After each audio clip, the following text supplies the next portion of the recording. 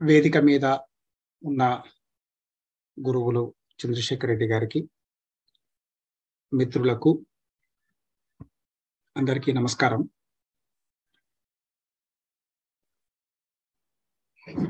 భావచిత్రాన్ని గురించి మాట్లాడే ముందు ఒక రెండు విషయాలు ప్రస్తావించి అందులోకి వెళ్తాను. తెలుగు సాహిత్య విమర్శ లేదా తెలుగు సమకాలీన వచన కవిత్వం అది కొంతమంది అంటే ఇప్పుడు 50లు దాటిన వాళ్ళు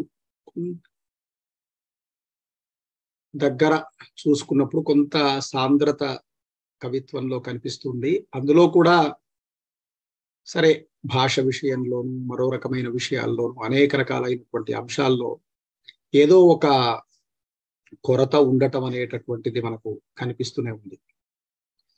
అయితే ఏదైనా ఒక ప్రతీకను గురించి తెలుసుకొని, భావచిత్రాన్ని గురించి తెలుసుకొని, లేదా అలగరి లాంటిది తెలుసుకొని కథ రాయటము, లేదా ఈ రెండూ తెలుసుకొని కవిత్వం రాయటము చేస్తాడా కవి? తనబాటుకు తాను కవిత్వ సృజన చేస్తాడు, సాహిత్య సృజన చేస్తాడు. అతనికి ఈ రకమైనటువంటి విషయాల యొక్క అవగాహన అవసరం ఏమిటి అని ఒక ప్రశ్న వస్తుంది మనకి. ఒకటి కవి పరంగా చూసినప్పుడు. రెండవది విమర్శ రంగంలో ఇవాళ కేవలం ఒక కవితని తీసుకొని మళ్ళీ దాన్ని మాటలలో మళ్ళీ మన మాటల్లో చెప్పటం లాంటిది, లేకపోతే ఒక కథని ఎన్నుకొని మళ్ళీ కథని సంగ్రహంగా మన మాటల్లో చెప్తూ ఇలాంటి అంశాలు చెప్పాడు, అలాంటి అంశాలు చెప్పాడు, దీన్ని చర్చించాడు, దాన్ని చర్చించాడు, ఇలా వెళ్ళిపోతున్నాను తప్ప చెప్పే విధానంలో ఆ రచయిత కానీ కవి కానీ ఏ రకమైనటువంటి మౌలికతని, ఒరిజినాలిటీని ప్రదర్శించాడు, చెప్పే విధానంలో అతని స్వాతంత్రం ఏమిటి, అతని స్వతంత్రత ఏమిటి, ఇలాంటి విషయాలు ఇటీవలి కాలంలో పెద్దగా సాహిత్య వ్యాసాలలో కనిపించటం లేదు. ఇది మనం అవునన్నా కాదన్నా తెలుగు సాహిత్య విమర్శలో ఒప్పుకోవలసినటువంటి విషయం. దానికి సాహిత్య విమర్శ పరిభాషని, సాహిత్య విమర్శకు సంబంధించిన మౌలికమైనటువంటి ఆలోచనల్ని అర్థం చేసుకోవలసినటువంటి స్పష్టంగా అర్థం చేసుకోవలసినటువంటి లేదా స్పష్టత తెచ్చుకోవలసినటువంటి అవసరాన్ని కొత్త తరం విమర్శ గుర్తించటం లేదు అనిపిస్తుంది. అంటే వస్తు పరంగా ఉన్నది విమర్శ కాదా అనంటే, ఒకే విషయానికి సంబంధించిన కవితలు 10 మంది రాసినప్పుడు మళ్ళీ ఆ కవితలో మనం చెప్పటానికి ఏముంటుంది? ఇదే వస్తువుని అతను ఇలా చెప్పాడు అని చెప్పిన తర్వాత మళ్ళీ ఇతను కొత్తగా ఏం చెప్పాడు అంటే, మీరు ఒక అలంకారం దగ్గరికో, ఒక అభివ్యక్తి సౌందర్యం దగ్గరికో, లేకపోతే ఒక పదబంధం దగ్గరికో, ఒక మెటఫర్ రూపకం దగ్గరికో, ఎత్తుగడ నుంచి ముగింపు దాకా కొనసాగినటువంటి మాటకో మనం వెళ్ళాల్సినటువంటి పరిస్థితి ఏర్పడుతుంది. అంటే మనని ఒక కవిత మరల ఆకర్షించటానికి కారణమయ్యేటటువంటి విషయం అతడు చెప్పినటువంటి విధానంలో ఉన్నటువంటి అంశాలు అన్నది మౌలికంగా మనం గుర్తించవలసినటువంటి విషయం. అటువంటి వాటిలో మనం చాలా స్పష్టంగా తెలుసుకోవలసినటువంటి అంశం ఏమిటి అనంటే, భావచిత్రం, ప్రతీక, అలగరి ఇవి కాక మరికొన్ని పద్ధతులు కూడా ఉన్నాయి. మ్యాజిక్ రియలిజం లాంటివి, అట్లాగే కవితా ధోరణులుగా చెప్పబడేవి కొన్ని ఉన్నాయి. నిర్మాణవాదానికి సంబంధించి ఇలాంటివన్నీ చాలా విషయాలు ఉన్నాయి. సరే, మొట్టమొదటగా ఇలాంటి విషయాల్ని పరిచయం చేయాలి అన్న ఉద్దేశం చాలా రోజుల నుంచి మిత్రుడు జేపీ ద్వారా మిగతా అంశాల్లో చర్చకు వస్తూ ఉన్నది, కానీ అది ఇప్పటిదాకా కార్యరూపం దాల్చలేదు. ఇలా కొన్ని భావనల్ని, కనీసం కొన్ని భావనల్ని కొంత సాహిత్యపరమైనటువంటి అవగాహన కవులకు రచయితలతో పాటు విమర్శకులకి కూడా ఈ భావనల పట్ల ఒక స్పష్టత కలిగించాలి అన్న ఉద్దేశంతో ఇలాంటి ఒక సిరీస్ లో ఇప్పుడు మూడింటిని ఎన్నుకున్నాం. ఈ మూడిట్లో మొదటిది కవితా నిర్మాణ పద్ధతికి సంబంధించింది. కేవలం కవిత్వానికి మాత్రమే అనువర్తించగలిగేటటువంటి ఒక అప్రోచ్, విమర్శ రీతి. రెండవది ప్రతీక. మనం కాల్పనిక సాహిత్యానికి అట్లాగే కవిత్వానికి రెండిటికి, అంటే నవలా కథలకి కవిత్వానికి రెండిటికి అన్వయించగలిగినటువంటిది. అంతరార్థ కథనం కేవలం కాల్పనిక సాహిత్యానికి మాత్రమే అన్వయించగలిగేది. రూపకాత్మక రచన పేరుతో కవిత్వంలో కూడా మనకు అలగరి ఉంది కదా అని కొంతమంది మాట్లాడతారు. ఆ స్పష్టతను ఇవ్వటం కోసం లాంటిదే ఈ ఉపన్యాస పరంపర కూడా అని మనవి చేస్తూ, జాగ్రత్తగా గమనించండి. ఇవాళ మనం కవిత్వ నిర్మాణ పద్ధతికి ఉపయోగపడే భావచిత్రాన్ని, వచ్చేసారి కథా నవలలు కవిత్వానికి, ఆ తర్వాత కేవలం నవలా కథా సాహిత్యాలకు ఉపయోగపడేదాన్ని మనం మాట్లాడబోతూ ఉన్నాం. సరే, భావచిత్రం విషయం దగ్గరికి వచ్చేసరికి మనకి స్లైడ్స్ వేయవచ్చు మిత్రమా. భావచిత్రం దగ్గరికి వచ్చేసరికి మనకి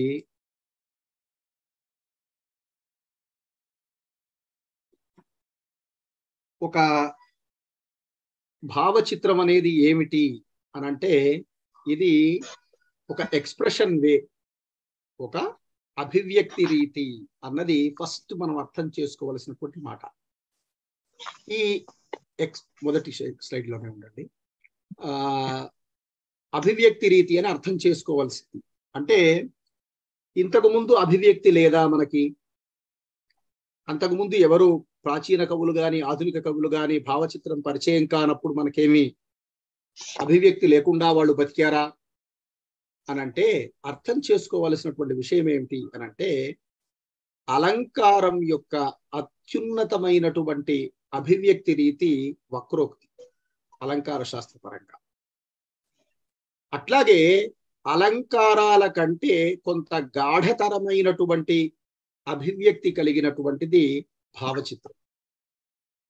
అందుకని భావచిత్రం అనేటటువంటి మాట దగ్గర మరో రకమైనటువంటి సమస్య కూడా చాలా మంది ఆధునిక విమర్శకుల్లో కొంతమందిలో కనిపిస్తూ, అదేమిటి అనంటే, ఒక కవి ఏదైనా ఒక దృశ్యాన్ని వర్ణించి కళ్ళ ముందు ఆ దృశ్యం కనిపించేట్టుగా చేస్తే అది భావచిత్రం అనుకుంటున్నారు.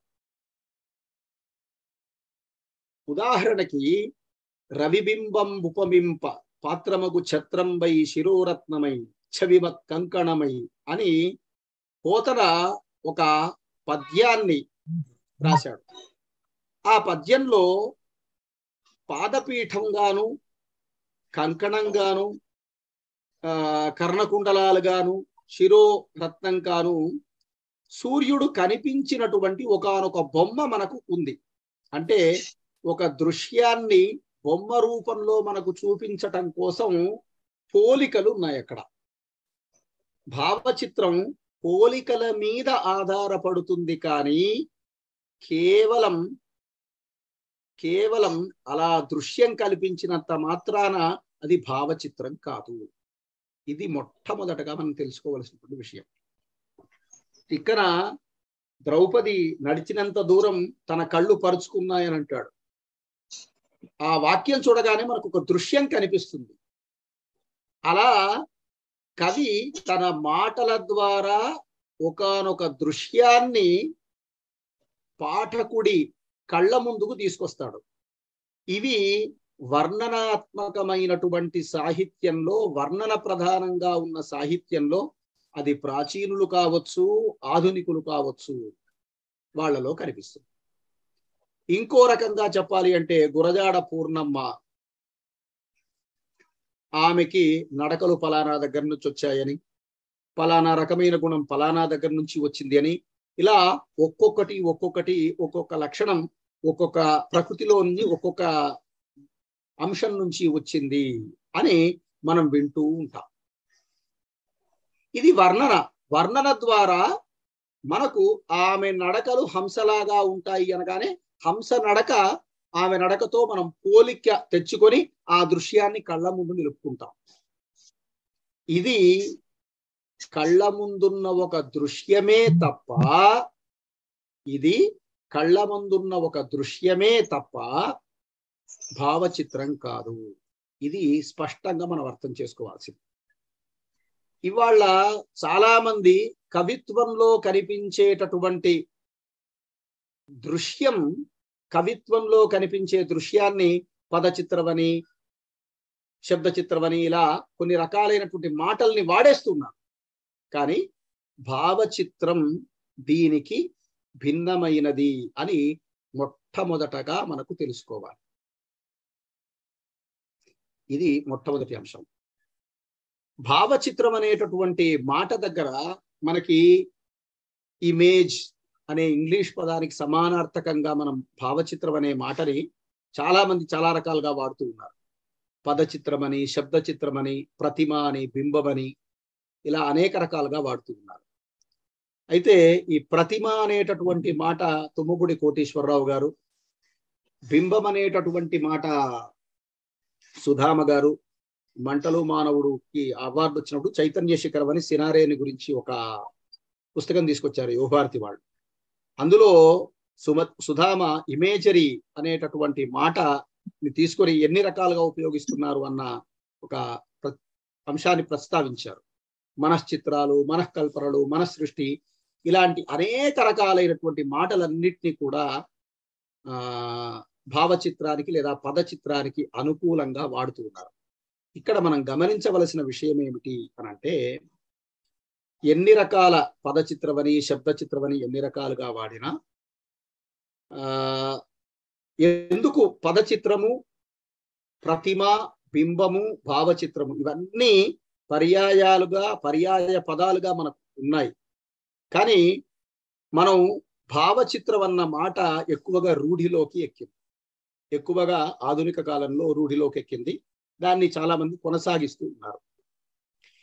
ఇప్పుడు పదచిత్రం, శబ్ద చిత్రం కంటే కూడా ప్రతిమ, బింబము, భావచిత్రం అన్నవి ఇంకొంచెం పై లెవెల్లో ఉన్నటువంటి అర్థాన్ని, పై లెవెల్గా ఉండేటటువంటి విషయాన్ని చెప్పేది. ఎట్లా అంటారు సార్ మీరు అని అంటే, భావచిత్రంలో లేదా ఈ భావచిత్ర కవితలో కొన్ని దృశ్యాలని చెప్పినప్పుడు, విభిన్నమైనటువంటి దృశ్యాలు ఒకే కవితలో ఉన్నప్పుడు ఒక్కొక్కటి ఒక్కొక్క దృశ్యాన్ని లేదా ఒక్కొక్క అంశాన్ని చెప్తూ ఉన్నప్పుడు పదం ద్వారా అది వ్యక్తమవుతూ ఉన్నది. అన్నీ కలిపి ఒకే విషయాన్ని వ్యక్తం చేయటం, అన్ని రకాల పోలికలు ఒకే విషయాన్ని వ్యక్తం చేయటం అన్నది ఏం చేస్తుంది అంటే, ఒక భావాన్ని, ఒక బింబాన్ని, ఒక ప్రతిమని కళ్ళ ముందుకు తీసుకొస్తుంది. అందుకని ప్రతిమ, బింబము, భావచిత్రం అన్నవి చాలా దగ్గరగా ఉంటాయి అని నాకు అనిపిస్తుంది. అందులో ఎక్కువగా ఇప్పుడు భావచిత్రం అన్న మాట రూఢిలోకి కనిపిస్తుంది. అయితే ఈ భావచిత్రం అన్నది తెలుగు సాహిత్యంలోకి లేదా కవిత్వ మార్గంలోకి ఎక్కడి నుంచి వచ్చింది అని అంటే, శిల్ప చిత్ర కళల నుంచి వచ్చింది. శిల్పకళ, చిత్రకళ నుంచి వచ్చింది. ఈ శిల్ప చిత్రకళలు నుంచి రావటానికి వెనక కారణం ఏంటి అంటే, శిల్పాన్ని చెక్కేటటువంటి ఒకానొక శిల్పి తాను శిల్పాన్ని పూర్తి చేసేంత వరకు అతడు ఏం చెక్కబోతున్నాడు, ఏం చెక్కుతున్నాడు అని మనకు తెలియదు. వాడి మనసులో ఒక రూపం ముద్రితమై ఉన్నది. అట్లాగే చిత్రలేఖనాన్ని ఎన్నుకున్నటువంటి చిత్రలేఖన ఒక పెయింట్ వేసేటటువంటి వ్యక్తిలో కూడా అతడు ఏం బొమ్మ గీయబోతున్నాడు అనేది అతని మనసులో ఉన్నది. కానీ పాఠకుడికి అది ఎప్పుడు తెలుస్తుంది లేదా ప్రేక్షకుడికి ఎప్పుడు తెలుస్తుంది అనంటే, వాడు ఆ శిల్పం కానీ ఆ చిత్రం కానీ పూర్తయిన తరువాత కానీ అతనికి తెలియదు. అంటే కవిత్వంలో కూడా కవి అంతర్గతంగా ఎన్నుకున్నటువంటి ఒకానొక భావం, ఒకానొక బొమ్మ పాఠకుడి అనుభూతిలోకి తెచ్చే సందర్భంలో అతడికి పదాలే మార్గం. కవికి ఏమిటి మార్గం? ఏ విషయాన్ని చెప్పాలన్నా కూడా శబ్దమే కదా ప్రధానమైనటువంటిది. ఆ శబ్దం ఆధారంగా తన మనసులో ఉన్న అనుభూతిని, అనుభవాన్ని ఒకానొక బొమ్మ రూపంలో లేదా ఒకానొక భావం రూపంలో కళ్ళ ముందు నిలిపేయటానికి చేసేటటువంటి ప్రయత్నంలో భావచిత్ర కవిత అన్నది ఆవిర్భవించింది. అంటే శిల్ప చిత్రకళల్లో ఉన్నటువంటి ఆ టెక్నిక్ కవిత్వంలో భావచిత్ర రూపంలో మనకు కనిపిస్తుంది. ఇది మనం గుర్తించవలసిన విషయం. మరి ఇంతకు ముందే అనుకున్నాం మనం, కవిత్వ అభివ్యక్తికి అనేక మార్గాలు ఉన్నాయి కదా. ఉన్న తర్వాత మళ్ళీ కొత్తగా ఈ భావచిత్రం ఎందుకు అనంటే, ఒక విషయాన్ని గాఢంగా చెప్పటానికి. ఇప్పుడు కడుపులో ఎలుకలు పరిగెడుతున్నాయి అనే మాట ఉంది, ఆకలి వేస్తుంది అని చెప్పడం కోసం మనం వాడుతున్నాం. ఇంకొంతమంది ఇప్పుడు ఇంకొంచెం ఎక్కువగా ఆకలి వేస్తుంది అన్నదానికి అంతకంటే ఎక్కువ మీద మాట ఇంకో ఉదాహరణ కూడా తీసుకొని మాట్లాడుతూ ఉన్నారు. ఏమండి, ఒకే ఒక విషయం లేదా ఒకానొక మాట అభివ్యక్తిలో కొత్త రకంగా చెప్పటానికి ఒక కవి ఎప్పుడు ప్రయత్నం చేస్తుంటాడు. ఏమండి, అలాంటి ప్రయత్నంలో అలంకారాల కంటే ఒక అడుగు పైకి కనిపించేటటువంటి భావచిత్రం ఉపయోగపడుతుంది. ఇక్కడ నిజానికి అలంకారాలు అభివ్యక్తి సౌందర్యానికి సంబంధించినవి, అందులో మనకి ఏ రకమైన సందేహం లేదు. ఒక్క ఉపమాలంకారమే ఒక వ్యక్తితో ఒకటి పోలిస్తే ఒకటన్నాం, అభేదం చెప్తే రూపకం అన్నాం, అదే వస్తువుతో పోలిస్తే అనన్వయం అన్నాం, ఇంకోటి చేస్తే ఇంకోటి అన్నాం. అంటే ఒక్క పోలికనే అనేక రకాలైనటువంటి అభివ్యక్తులలో అనేక రకాల పేర్లని, అనేక రకాలైన అలంకారాలని పేరు రూపంలో పొందింది అని మనం గుర్తిస్తున్నాం. అయితే భావచిత్రంలో ఒక వస్తువుతో ఒక వస్తువుని పోలుస్తాడు, కానీ ఉపమాన ఉపమేయాలలో ఉపమానం మాత్రమే వర్ణిస్తూ ఉంటాడు, ఉపమానాన్ని మాత్రమే వర్ణిస్తూ ఉంటాడు. ఏమండి, నేను కొన్ని కవితల్ని ఇంత తర్వాత ప్రదర్శించేటటువంటి సందర్భంలో దాన్ని చూపిస్తాను. ఇక్కడ అలంకారం కంటే భావచిత్రం భిన్నమైనది అన్నటువంటి ఒకానొక అంశం ఇక్కడే ఉంది. పోలిక ఉంటుంది. నేను ఒక ఉదాహరణగా చెప్పాలంటే, సార్ ఇవాళ్ళ తువ్వాల గురించి అని ఒక కవిత కనుపర్తి రామచంద్రాచార్యుడు అనే ఆయనది ఒక్కసారి ప్రజెంట్ చేస్తే,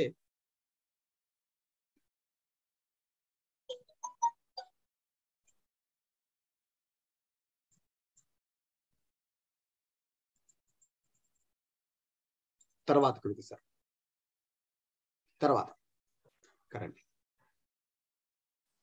పైకి సరే, ఇదైనా పర్వాలేదు. పావురం సుక్కిరెడ్డి నారాయణ రెడ్డి ఈ కవిత అయినా పర్వాలేదు. ఇక్కడ పావురం అనేటటువంటి శీర్షికతో ఎగరదు, ఎక్కడో వాలదు, చేతిలోనే ఉంటుంది, భూగోళాన్ని తరంగాలతో చుట్టి వస్తుంది, భుజం మీద వాలదు, మణికట్టు మీద ఆనదు, చేతిలోనే ఉంటుంది. ఈ చేతిలోనే ఉంటుంది, చేతిలోనే ఉంటుంది అన్నది గమనించండి. చేతిలో ఇమిడే హార్మోనియం పెట్టే, తర్వాత ఆరోగ్యానేంద్రియము, బాణము లేని లేఖాస్త్రము, ప్రేమికుల పెదవి, ఆపదలో అంబులెన్సు, సీతాకోక సిమ్ ధరించటం. ఇక్కడ సీతాకోక సిమ్ ధరించటం అన్న ఈ ఒక్క మాటతో సిమ్ దేంట్లో పెట్టుకుంటాం మనం? సెల్ ఫోన్ లో పెట్టుకుంటాం. ఈ మొత్తం పావురము అని వాడాడు కవిత మొత్తాన్ని పావురాన్ని వర్ణిస్తున్నాడు అనుకుంటాం. కానీ ఇక్కడ ఏం జరిగింది? చేతిలోనే ఉంటుంది అని 2-3 రకాలైనటువంటి సందర్భాల్లో అదే మాట వాడి మెల్లగా దాన్ని వర్ణిస్తున్నాడు. ఆరో జ్ఞానేంద్రియమని, చర్మానికి అతుక్కోని దేహభాగమని, దూర తీరాల మధ్య ఉండే నావా అదృశ్య నావా అని, చేతిలో ఉండే హార్మోనియం పెట్టే అని. మనం ఎన్ని రకాలుగా దాన్ని వింటున్నాం. పాటలు వింటున్నాం, ఏవేవో వింటున్నాం, ఉపన్యాసాలు వింటున్నాం. మనం అనేక రకాలుగా దాన్ని ఉపయోగిస్తున్నాం. అవన్నీ చెప్తున్నాడు. అవన్నీ చెప్తూ మళ్ళీ కొన్ని పోలికలు చెప్తున్నాడు. నిశ్చల ఏకాంతంలో కందిరీగ ఘాటు. మనం వైబ్రేషన్ లో పెట్టుకుంటాం. నలుగురు ఎవరన్నా మాట్లాడుతున్నప్పుడు, హాల్లోనో ఎక్కడో ఉన్నప్పుడు ఏం చేస్తున్నాం? అది కందిరీగలాగా అని శబ్దం వస్తుంది. కందిరీగ కాటు. సమూహ సంబరంలో ఒక తుమ్మెద మోత. సమూహంలో ఉన్నప్పుడు ఈమని సప్పుడు రావటం. చేతిలో తూనీగా. ఇంకా రండి సార్. చేతిలో తూనీగా, చెవిలో జోరీగా. ప్రేయసి అది, విడాకులు ఇవ్వలేం. రాక్షసి అది, కంఠంలో ధరించలేం. పావురం అది, విసిరి కొట్టలేం. ఇప్పుడు ఇక్కడ గమనించవలసిన విషయం ఏమిటి అనంటే, కవి వాడినటువంటి రూపకాలు, కవి వాడినటువంటి పోలికలు, అలంకారాలన్నీ ఉన్నాయి ఏమండి. కానీ ఆయన పావురాన్ని వర్ణిస్తున్నాడా, సిమ్ని వర్ణిస్తున్నాడా అంటే, సిమ్ ద్వారా ఒక సెల్ ని వర్ణిస్తున్నాడు. సెల్ అని ఎక్కడన్నా చెప్పాడా? సెల్ అనేటటువంటి మాట చెప్పాడా అంటే, సిమ్ ధరించడం ఇవన్నీ ద్వారా మనకు ఈ పావురం కవిత చదువుతూ ఉన్నప్పుడు మన కళ్ళ ముందు సెల్ ఫోన్ దృశ్యం కనిపించాలి. మన కళ్ళ ముందు సెల్ ఫోన్ కనిపించాలి. అలా కనిపిస్తే అది భావచిత్ర కవిత. అది జాగ్రత్తగా మనం గమనించాల్సింది. ఇంకా మామూలు ఉదాహరణ చెప్పాలంటే, తెలుగు నేలలోకి లేదా భారతదేశంలోకి టెలిఫోన్ మొట్టమొదటిసారిగా వచ్చిన తర్వాత బడిపంతులు సినిమాలో ఒక శ్రీదేవి గారు డాన్స్ చేస్తూ అంజలి రామారావు గారు ఫోన్ కోసం ఎదురు చూస్తుంటారు మాట్లాడుకోవటానికి కోసం. అప్పుడు పాట ఉంది. బుచాడమ్మ బుచాడు, గుల్లిపెట్టెలో ఉన్నాడు, కళ్ళకెప్పుడు కనపడడు, కబురులెన్నో చెప్తాడు. టెలిఫోన్ అన్న మాట వాడకుండా ఆ టెలిఫోన్ అంతటినీ వర్ణిస్తాడు. అయితే అది సినిమాలో కాబట్టి, కళ్ళ ముందు ఫోన్ కనిపిస్తుంది కాబట్టి, ఆ వ్యవహారం అంతా ఉంది కాబట్టి మనం ఏమనుకుంటున్నాం? అది ఫోన్ అని తెలిసిపోతుంది. ఏమండి, ఇక్కడ గమనించాల్సింది, ఆ పాటలో ఒక దృశ్యాన్ని వర్ణిస్తున్నాడు. పాటలో దృశ్యాన్ని వర్ణిస్తున్నాడు. ఆ దృశ్యంలో ఉన్నటువంటి ఒకనొక ఇన్స్ట్రుమెంట్ ని వర్ణిస్తున్నాడు. భావచిత్ర కవిత ఇన్స్ట్రుమెంట్ వర్ణన కాదు. ఆ ఇన్స్ట్రుమెంట్ ని, తెలియని ఇన్స్ట్రుమెంట్ ని వర్ణిస్తూ తాను వర్ణిస్తున్న విషయం ఆధారంగా ఉపమాన ఉపమేయాలలో ఉపమానమే వర్ణిస్తాడు అని అన్నాం చూసారా? ఆ పని చేస్తాడు. అంటే ఇలా భావచిత్ర కవిత ఇలాంటి ఒకనొక అభివ్యక్తిని కలిగి ఉంటుంది. దీనివల్ల లాభం ఏంటి? బాగా గమనించండి. భావచిత్రం ప్రతీక ఇంతకంటే క్లిష్టమైంది. సరే, ఇక్కడ ఒకే ఒక మాటలో చెప్పాలి అంటే, ఇప్పుడు సిమ్ ధరించి ఇలాంటి మాటలు వాడకపోతే ఇది ప్రతీకాత్మక కవిత్వం అయిపోతుంది. అంటే ఏ దృశ్యాన్నైతే, ఏ వస్తువునైతే వర్ణిస్తున్నామో దానికి సంబంధించిన కీలకాలు ఇవ్వకపోతే అదంతా ప్రతీకాత్మక కవిత్వం అయిపోతుంది. సరే, అక్కడికి తర్వాత వెళ్తాం. మళ్ళీ మన స్లైడ్లోకి వెళ్తాం. ఇక్కడ నేను ఈ కవితని మీకు ఉదహరించటంలో నా ఉద్దేశం ఏమిటి అనంటే, పోలికలు లేకుండా మనకి ఈ కవిత అర్థమైందా అంటే అర్థం కాదు. కానీ పోలికలు అర్థమైన తర్వాత కళ్ళ ముందు ఫలానా రకమైనటువంటి ఒకనొక వస్తువు కనిపించిందా లేదా? కనిపించకపోతే ఇది మామూలు అలంకారాలతో కూడిన కవిత్వం, కొన్ని అలంకారాల అభివ్యక్తితో కూడిన కవిత్వం అవుతుంది. అంతకంటే 4 అడుగులు ముందుకు వెళ్ళింది అని అంటే ఇక్కడ భావచిత్రం అది చేసేటటువంటి పని. అలంకారాల కంటే దూరం చేస్తుంది, అలంకారాల నుంచి ముందుకు వెళుతుంది అనటం. ఇక్కడ వర్ణించబడినటువంటి వస్తువు పావురాన్ని వర్ణిస్తున్నట్టుగా ఉంటుంది. పావురానికి ఉండే పావురం ఎందుకు అనుకున్నాడు? మళ్ళీ అదొక పెద్ద డిబేట్. మళ్ళీ పావురం ఎన్నుకోవటం అంటే మన వార్తని ఒకప్పుడు మన దగ్గర నుంచి ఇంకో చోటికి ఆ వార్తను తీసుకువెళ్ళటం ఇట్లాంటిదంతా ఉండేది. దానికి సంకేతం చేశాడు. ఏమండి, చాలా అది జీవితంలో ఒక భాగమైనటువంటి ఒక విషయాన్నంతటినీ ఎన్ని పోలికలున్నా ఈ భావచిత్ర కవిత సెల్ ఫోన్ ని మనం కళ్ళ ముందు నిలపటానికి చేసినటువంటి ప్రయత్నం ఉంది. ఇలాంటి ఒకానొక వ్యవహారం భావచిత్రంలో ఉంటుంది. తర్వాత ఇక్కడ ఇంతకు ముందే మనం అనుకున్నాం, శిల్పి చిత్రకారుడి యొక్క ధర్మమే భావచిత్రానికి మూలము అని. ఇక్కడ జాగ్రత్తగా గమనించవలసిన విషయం ఏమిటి అంటే, కవి మన ప్రాచీన కాలంలో ఉన్నటువంటి కవిత్వంలో కూడా కవి సమయాల రూపంలోను అలంకారాల రూపంలోను, అలంకారం కానీ లేకపోతే ఇవన్నీ ఎందుకు, మనకు పరిచయమైనటువంటి ఒకానొక విషయాన్ని గాఢంగా మనకు తెలియచేయటం కోసం కవి చేసేటటువంటి ఒకానొక ప్రయత్నం. కవి సమయాలు కానీ అలంకారాలు కానీ. అలాంటి ప్రయత్నంలో ఇక్కడ పాఠకుడికి తాను మనసులో ఏ రకమైనటువంటి అనుభూతిని అనుభవాన్ని పొందినాడో అలాంటి అనుభూతిని అనుభవాన్ని పాఠకుడిలోకి తీసుకురావాలి. ఒక రకంగా చెప్పాలి అంటే, ఒకప్పుడు మన స్కూల్ మాస్టర్ పాఠం చెప్తూ ఉన్నటువంటి సందర్భంలో కళ్ళ ముందు ఆ దృశ్యం కదిలేదు, మనని ఆ మూడ్లోకి తీసుకెళ్లేవాడు, అలాంటి ఒక వాతావరణంలోకి తీసుకెళ్లేవాడు. అట్లా కవి అయినటువంటి వాడు తన ప్రజ్ఞతో తాను వాడినటువంటి పదాల ఆధారంగా ఒక సమగ్రమైన చిత్రాన్ని మన కళ్ళ ముందు నిలపటానికి ప్రయత్నం చేస్తాడు. అది భావచిత్రానికి మూలం. ఇక్కడ భావచిత్రంలో ప్రధానంగా 3 లక్షణాలు ఉంటాయి. 1 మూర్తిమత్వం, 2 ఇంద్రియానుభవం, 3 పరిచితత్వం. ఇక్కడ మూర్తిమత్వం అన్నది ఒక ఫిగర్ రావాలి అని అర్థం చేసుకోండి.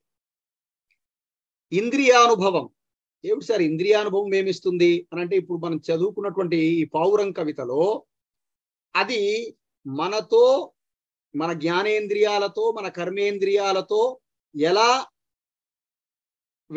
మన జీవితంలోకి వెళ్ళిపోయింది అన్నది ఆయన ఆరోగ్యానేంద్రియమని ఇంకో రకమని ఆయన వర్ణించుకుంటూ వస్తూ ఉన్నాడు. ఏమండి, అంటే ఏదో రకమైనటువంటి ఒక ఇంద్రియ అనుభవానికి సంబంధించిన అనుభూతిని ఇవ్వాలి.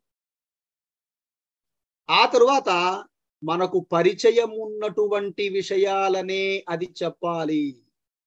చాలా జాగ్రత్తగా. ప్రతీకకి భావచిత్రానికి ఇక్కడే తేడా. ప్రతీక కవి తన వైయక్తికమైనటువంటి ఒకానొక చింతనలో నుంచి సృష్టించటం కూడా చేస్తాడు, కానీ భావచిత్రాన్ని అట్లా చెయ్యటానికి వీల్లేదు. మనకు బాగా పరిచయం ఉన్నటువంటి ఒకానొక అంశాన్ని వర్ణించకుండా ఆ విషయాన్ని మన కళ్ళ ముందుకు తీసుకొచ్చే విధంగా చెయ్యాలి. అందుకని కళ్ళ ముందు నిలిపేట్టుగా చేయటము, మన ఇంద్రియానుభవాన్ని కలిగించటము, మనకు పరిచితమైనటువంటి వస్తువుని అది తీసుకురావటం. ఇస్మాయిల్ భావచిత్ర కవితలకి పెద్ద ఉదాహరణగా చెప్తారు. చిలుకలు వాలిన చెట్టు. ఆయన చిలుకలు వాలిన చెట్టు చివరికి వచ్చేసరికి అది ప్రతీక కాకుండా ఎప్పుడు పోతుందంటే, చివరికి వచ్చేసరికి చిలుకలు వాలిన చెట్టు అంటే ఏమనుకుంటున్నావు, ఒక కావ్యం అంటాడు చివరికి వచ్చేసరికి. ఆ కావ్యం అన్న మాట కళ్ళ ముందు ఒక కవిత్వాన్నో ఒక కావ్యాన్నో మన కళ్ళ ముందుకు తెచ్చేస్తాం. అంటే ఈ ఈ రకమైనటువంటి పరిచితమైనటువంటి ఇంద్రియానుభవాన్ని కలిగించేటటువంటి అనుభూతిని కలిగించేటటువంటి విషయాల నుంచి భావచిత్ర కవిత కొనసాగుతుంది. ఇక్కడ అలంకారం లేదా మరో రకమైనటువంటి అభివ్యక్తి చెయ్యనటువంటి ఒకానొక గొప్ప పని మనకు భావచిత్రం చేస్తుంది. అదేంటి అని అంటే, ఇందులో మేధస్సు ఉంటుంది, భావోద్వేగాలు ఉంటాయి. ఒక అభివ్యక్తి ద్వారా మనం ఒక్కొక్కసారి మనం ఒక ఎక్స్ప్రెషన్ లో ఏమవుతుంది అంటే, బా ఏమన్నాడు అన్న ఒకనొక చమత్కారంలోకి వెళ్ళిపోతాం. కానీ ఏం అన్నాడు అన్నది మనసుకు, మేధస్సుకు ఎంత బాగా తగులుతుందో హృదయానికి కూడా అంతే బాగా తగిలే విధంగా చెప్తారు. అలా చెప్పగలిగేటటువంటి ఒకానొక స్వభావం మనకు భావచిత్ర కవితలో కనిపిస్తుంది. దీనికి సరైన ఉదాహరణగా మీకు ఇవ్వాళ్ళ తువ్వాల గుర్చి అనే ఆ కవిత ఇప్పుడు మీకు చూపిస్తాను.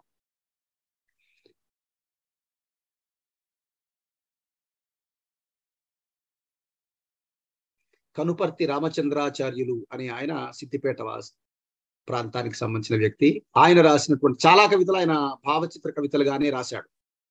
అందులో ఇవాళ్ళ తువ్వాల గురించి అని, అంటే ఇందులో మూర్తిమత్వము, ఇంద్రియానుభవము, పరిచితత్వము, అలాగే అనుభవము, అనుభూతి, మేధస్సు, హృదయము ఇవన్నీ కలిసినటువంటి ఒకానొక స్వభావాన్ని మనం గుర్తించటానికి వీలుంటుంది. రాస్తున్నాడు ఏమని అంటే, ఇవేళ తువ్వాలకు నా కవిత్వంలో స్థానం ఇవ్వాలనిపించింది. పేగు తెంపుకున్న వాళ్లకన్నా అంచులు చినిగిన ఈ పేగే మిన్న. నా కాలిధూళిని శిరసా వహించి, నా నుదిటి చెమటను హరించి, వీవనై గాలి విసిరే జాలి హృదయం దానిది. కాళ్ళు తుడుచుకుంటాం, చేతులు తుడుచుకుంటాం, తల తుడుచుకుంటాం, తువ్వాలతో ఈ పనులన్నీ చేస్తాం కదా. గాలి రాకపోతే తువ్వాలతో ఊపుకుంటూ ఉంటాం. దాని గుండెలు పిండి ఎండేసిన మల్లె పువ్వు లాంటి మనసుతో, ఎండేసిన మల్లె పువ్వు లాంటి మనసుతో మళ్ళీ నా సేవలో నలిగిపోతుంది. మనం ఉతికి ఆరేస్తాం కదా, పిండి ఆరేస్తాం కదా, అయినా కొట్టి దాంట్లో ఉన్న మురికి అంతా పోయే విధంగా కొట్టి ఉతికి ఏదో చేస్తాం కదా, అయిపోయింది. పచ్చి బాలెంతరాలు, ఈ వాక్యం గమనించండి. పచ్చి బాలెంతరాలు ఈ తువ్వాల.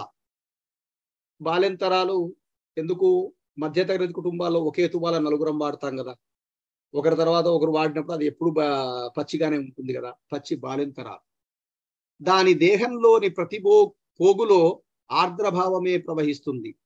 స్నానం కాగానే నా ఒంటిని చుట్టుకుంటుంది. భోజనం కాగానే నా చేతుల్లో వాడిపోతుంది. దండం మీద కాకపోతే నా గుండెల మీద దర్జాగా వెలిగిపోతుంది.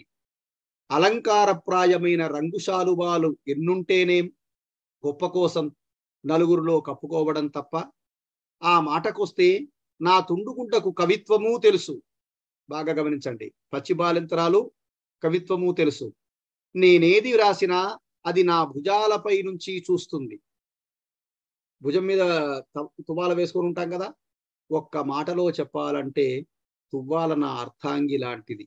ఎప్పుడూ నా శరీరాన్ని ఆక్రమించుకునే ఉంటుంది. చివరికి వచ్చేసరికి అర్థాంగి అన్న మాట. ఈ మాట దాకా వచ్చేదాకా మనకి ఇప్పుడు బాగా గమనించండి. చివరికి వచ్చిన తర్వాత కళ్ళ ముందు ఎవరి భార్య వాళ్ళ కళ్ళ ముందు నిలబడుతుంది. ఒకటి. రెండవ అంశం ఏమిటి?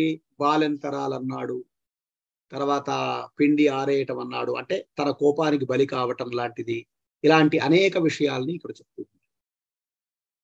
కీలకం మనకి పాఠకుడికి అర్థం కావటం కోసం నా అర్థాంగి, తువ్వాల నా అర్థాంగి లాంటిది. అర్థాంగి అనే ఒక మాటని సూచించటం ద్వారా దాన్ని ప్రస్తావించాడు. ఏమంటున్నాడు? నలుగురిలో కప్పుకోవడం తప్ప అని అక్కడి నుంచి వచ్చి భుజాలపై వాలుతుంది, కవిత్వం రాస్తుంటే చూస్తుంది. ఏమండి, ఇవన్నీ చెప్పటం ద్వారా ఆ కవి ఏం చేస్తున్నాడు? అర్థాంగితో, భార్యతో తనకు ఉండేటటువంటి అనేక రకాలైనటువంటి అనుభూతుల్ని చెప్తున్నాడు. ఇక్కడ బాగా గమనించండి, మూర్తిమత్వం అర్థాంగి అయితే ఇంద్రియానుభవంలో ఉండేటటువంటి కొన్ని అంశాలు, కోపము, ప్రేమ, దయ, ఆర్ద్రత, ఈ రకమైనటువంటి అంశాలేవో ఆ కవిత ద్వారా మనలో కలిగిస్తున్నాడు. మళ్ళీ ఇందులో పరిచితత్వం, మనకు పరిచయమైన పాత్ర ద్వారానే చెప్తున్నాడు, మనకు పరిచయమైనటువంటి విషయం ఆధారంగానే చెప్తున్నాడు. అది మనం జాగ్రత్తగా గమనించాలి. అంటే భావచిత్రం సృష్టించేటటువంటి కవికి లేకపోతే అది ప్రతీక అయిపోతుంది. అదే గమనించాల్సిన విషయం ఇక్కడ. మీరు నా ఒక్క మాటలో చెప్పాలంటే తువ్వాల నా అర్థాంగి లాంటిది అని మాట వాడకపోతే ఇది పూర్తిగా ప్రతీకాత్మక కవిత్వం అయిపోతుంది. మనం దాన్ని అర్థం చేసుకోవాలి. ఓహో, తువ్వాలని ఇతను సంకేతంగా వాడుతున్నాడనమాట అని.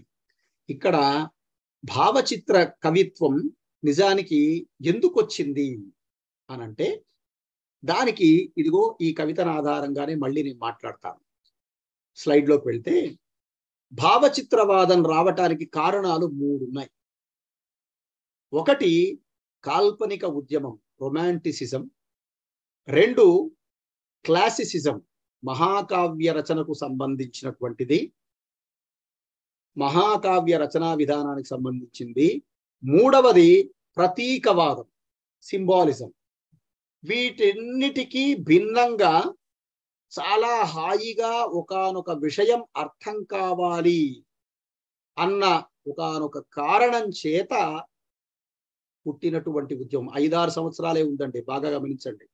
మన తెలుగు ప్రాంతంలో, భారతదేశంలో ప్రత్యేకంగా భావచిత్ర కవితా ఉద్యమం లేదు. కానీ పాశ్చాత్య దేశాలలో భావచిత్రవాదం 5-6 సంవత్సరాలే ఉంది.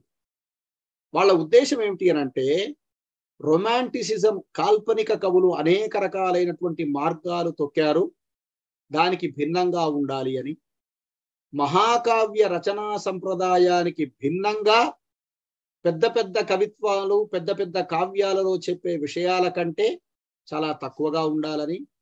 మేధోపరమైన ప్రతీక, మేధోపరమైనటువంటి ఒకనొక ఎక్సర్సైజ్, ఒక వ్యాయామం. అలాంటి మేధోపరమైనటువంటి విషయాలకి అతీతంగా మనసును, మనిషికున్న అనుభవాన్ని తట్టి లేపే విధంగా ఉండే కవిత్వం రావాలి అన్న ఒకనొక ఆలోచనల నుంచి భావచిత్రవాదం పుట్టింది. అంటే ఒక్క మాటలో చెప్పాలంటే స్టూడెంట్ ఫ్రెండ్లీ, పీపుల్ ఫ్రెండ్లీ అన్నట్టుగా రీడర్ ఫ్రెండ్లీ, లిజనర్ ఫ్రెండ్లీ కవిత్వం భావచిత్రం. పాఠకుడిని కేంద్రంగా చేసుకొని అతన్ని అయితే ఎందుకు 5-6 సంవత్సరాలే ఉంది సార్, 5-6 సంవత్సరాల్లోనే ఎందుకు పోయింది సార్ అని అంటే ఇక్కడ జరిగింది ఏంటి అంటే ఇది దీర్ఘకావ్యాలకి బాగా అప్లై చేసేంత గొప్పగా కవులు ఎవరు రాయలేరు. రెండోది, ఒక్కసారి మీకు భావచిత్రం విడిపోయింది అని అంటే మరల మరల మీరు దాన్ని ఆస్వాదించటం అన్నది అంతగా జరగదు. కవిత్వానికి ఒక స్వభావం ఏంటి? బహుళార్థ సాధకత. మరల మరల చదివినప్పుడల్లా ఏదో వినూతనమైనటువంటి ఒకానొక అర్థాన్ని, వినూతనమైనటువంటి ఒకానొక లక్ష్యాన్ని అది కలిగించాలి కదా. అలాంటి గుణం భావచిత్రంలో కలిగించేంత గొప్పగా కవిత్వం రాయలేదు. రాయకపోయేసరికి ఏమైంది? ఎక్కువ కాలం ఈ కవిత్వం నిలబడలేదు. కానీ వీళ్ళు తీసుకువచ్చినటువంటి ఒక గొప్ప మార్గం ఏంటి, లేదా వీళ్ళు తీసుకొచ్చినటువంటి ఒక గొప్ప విషయం ఏంటి సాహిత్య లోకంలో అనంటే చాలా హాయిగా పాఠకుడి దగ్గరికి చేరటానికి మనం ఏమి చెయ్యవచ్చో అలాంటి కవిత్వం రాయటానికి ప్రయత్నం చేశారు. అంటే మనం అలంకార శాస్త్రంలో చెప్పినటువంటి లక్ష్యార్థము, అలంకార శాస్త్రంలో చెప్పిన అభిధ, వ్యంజన లాంటివి బ్యాక్గ్రౌండ్ లో పెట్టుకొని ఒక అభివ్యక్తి సౌందర్యం ద్వారా కళ్ళ ముందు ఒకానొక దృశ్యాన్ని, ఒకానొక బొమ్మని కళ్ళ ముందు నిలపటానికి చేసినటువంటి ప్రయత్నం భావచిత్రవాదంలో కనిపిస్తుంది.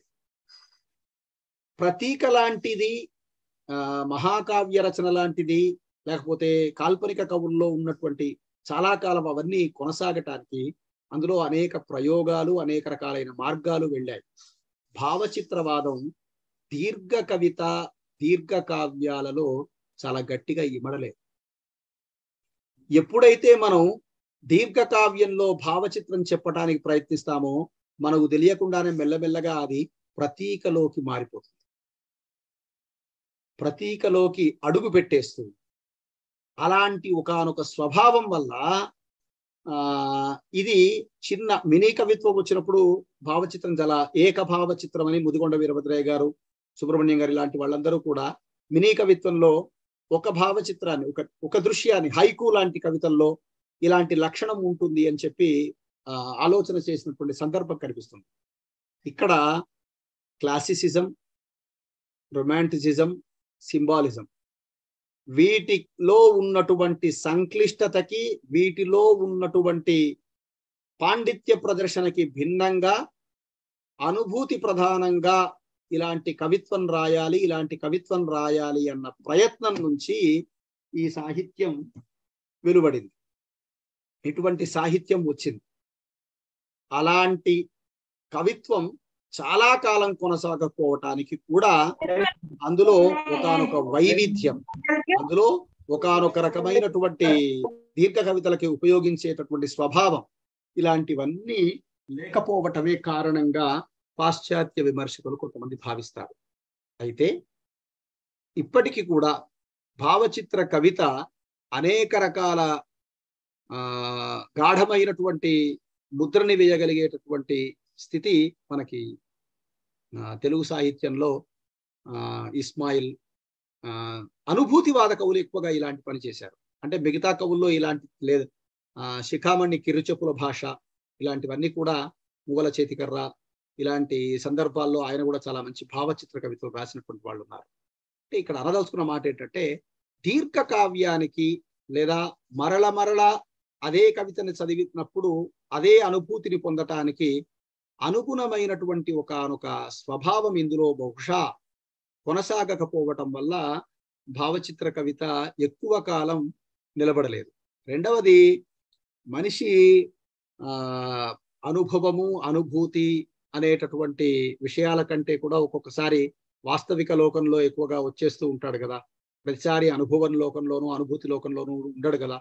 బహుశా భావచిత్రవాదం ఎక్కువ కాలం ఉండకపోవటానికి, ఒక వాదంగా, ఒక ధోరణిగా ఉండకపోవటానికి కారణాలుగా నాకు కనిపిస్తూ ఉంటాయి. ఆ తర్వాత భావచిత్రాలు అనేక రకాలుగా మనకి కనిపిస్తూ ఉన్నాయి. భావచిత్ర కవితలు మనకి నెక్స్ట్ స్లైడ్ వెళ్తే, ఇది ఒక భావచిత్రానికి సంబంధించినటువంటి ఒక అంశం. ఇక్కడ ఒక చివరి స్లైడ్ లాంటిది ఒకటి ఉంటుంది విక్రమ, అందులో ఇంకా తర్వాత ఇక్కడ ఇంతకుముందు భావచిత్రాన్ని మనం ఏం చేశాము అంటే, అర్థాన్ని బట్టి, స్వభావాన్ని బట్టి అని ఒక రెండు రకాలైనటువంటి పద్ధతుల్లో మనం చెప్పుకుంటూ వచ్చాం. అర్థమూలక భావచిత్రాలు, స్వభావమూలక భావచిత్రాలు అని. ఏమండి అంటే ఇక్కడ ఒక రకంగా చెప్పాలి అంటే, ఒక కవితని మనం ఇంతకుముందు పావురం అనేటటువంటి ఒకనొక కవితని చదివాం. ఆ కవిత అంతా కూడా మరో రకమైనటువంటి భావచిత్ర బొమ్మని మన కళ్ళ ముందుకు తీసుకురావట్లేదు. స్థిరంగా ఒక భావచిత్రాన్ని కేంద్రంగా చేసుకునే ఉంది. అలాగే ఇవ్వాళ్ల తువ్వాల గూర్చి అనేటటువంటి కవిత కూడా ఒకే భావచిత్రాన్ని కలిగి ఉంది. అలా కాకుండా స్వతంత్ర భావచిత్రం లేదా అపరిమిత అస్థిర భావచిత్రం అన్నప్పుడు కవి కొన్ని ఖండాలుగా ఒక్కొక్క విషయానికి ఒక్కొక్క భావచిత్రాన్ని తీసుకుంటాడు. కానీ అవన్నీ కలిపి ఒక విషయానికి ఉదాహరణగా కనిపించింది అనుకోండి, అప్పుడు దాన్ని స్వతంత్ర భావచిత్రం అంటే ఒక సర్కిల్లో కాకుండా ఇంకొంత విస్తృతమైనటువంటి అర్థంలో చెప్తుంది. అలంకారాలు కేంద్రంగా, రూపకాలు కేంద్రంగా, ప్రతీకాత్మకత కేంద్రంగా ఉండేటటువంటివి కూడా మనకి ఎక్కడ ఈ రకమైనటువంటి స్వభావ మూలక భావచిత్రాలలో కనిపిస్తున్నాయి. ఇప్పుడు ఆలంకారిక భావచిత్రం అన్నప్పుడు పోలికలు, రూపకాలు, పోలికల ఆధారంగా అతను కొన్ని రకాలైనటువంటి అంశాల్ని మన కళ్ళ ముందు నిలపడానికి ప్రయత్నిస్తాడు. తాను ఎన్నుకున్నటువంటి తువ్వాల, తాను ఎన్నుకున్నటువంటి భార్య, ఈ రెండిటి మధ్య కొన్ని పోలికల్ని చెప్పుకుంటూ వచ్చాడు. అంటే ఆ పోలికల ఆధారంగా చివరికి తాను అర్థాంగి అని చెప్పటం అన్న ఒకానొక విషయం ఆధారంగా మనకి అలంకారాల వల్ల ఆ భావచిత్రం స్ఫురించింది. ఏమండి? ఇంకొకటి మెటఫర్స్. ఏమండి? ఒక కవి తాను గొప్ప అనుభూతిని, అభివ్యక్తిని కలిగించటానికి ఆధునిక కవిత్వంలో రూపకాలు ఎక్కువగా ప్రాధాన్యాన్ని వహిస్తున్నాయి, ఎక్కువగా కారణంగా ఉన్నాయి. అలా రూపకాలని కేంద్రంగా చేసుకొని, ఏమండి, రూపకాలని కేంద్రంగా చేసుకొని ఇప్పుడు పావురం కవితలో మనం కొన్ని మెటఫర్స్ ఉన్నాయి. వీటి ఆధారంగా ఒక దృశ్యాన్ని మన కళ్ళ ముందుకు, ఒక బొమ్మని మన కళ్ళ ముందుకు తీసుకొచ్చినప్పుడు దాన్ని రూపకాత్మక భావచిత్రం అన్నారు. ఇప్పుడు అర్థాంగి అనో సెల్ ఫోన్ అనో వాడకుండా, ఏమండి, ఆ విషయాన్ని మన కళ్ళ ముందుకు తీసుకొచ్చి రావడానికి ప్రయత్నం చేశాడు అనుకోండి, అది ప్రతీకాత్మక భావచిత్రంగా ఉండే అవకాశం ఉంది. నారాయణ రెడ్డి గారి దీపావళి అని ఒకానొక కవిత మనం ఈ ఈ రకమైనటువంటి వ్యవహారంలో మనం చూడవచ్చు.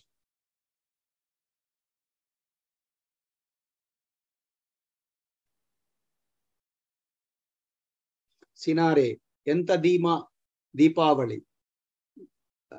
కిందికి వెళ్ళండి స్వామి, కిందికి వెళ్ళండి. ఎంత ఇంకా ఇంకా చివరి లైన్ కూరండి ఆ కవితలో. అంతే. ఇక్కడెక్కడ మీరు బాగా ఈ కవితని జాగ్రత్తగా గమనించండి. కిందికి. ఎంత ధీమా దీపావళి. ఈ కవిత ప్రతీకాత్మక భావచిత్రానికి ఉదాహరణగా మనం చెప్పడానికి అవకాశం ఉంది. కిందికనండి మిత్రం.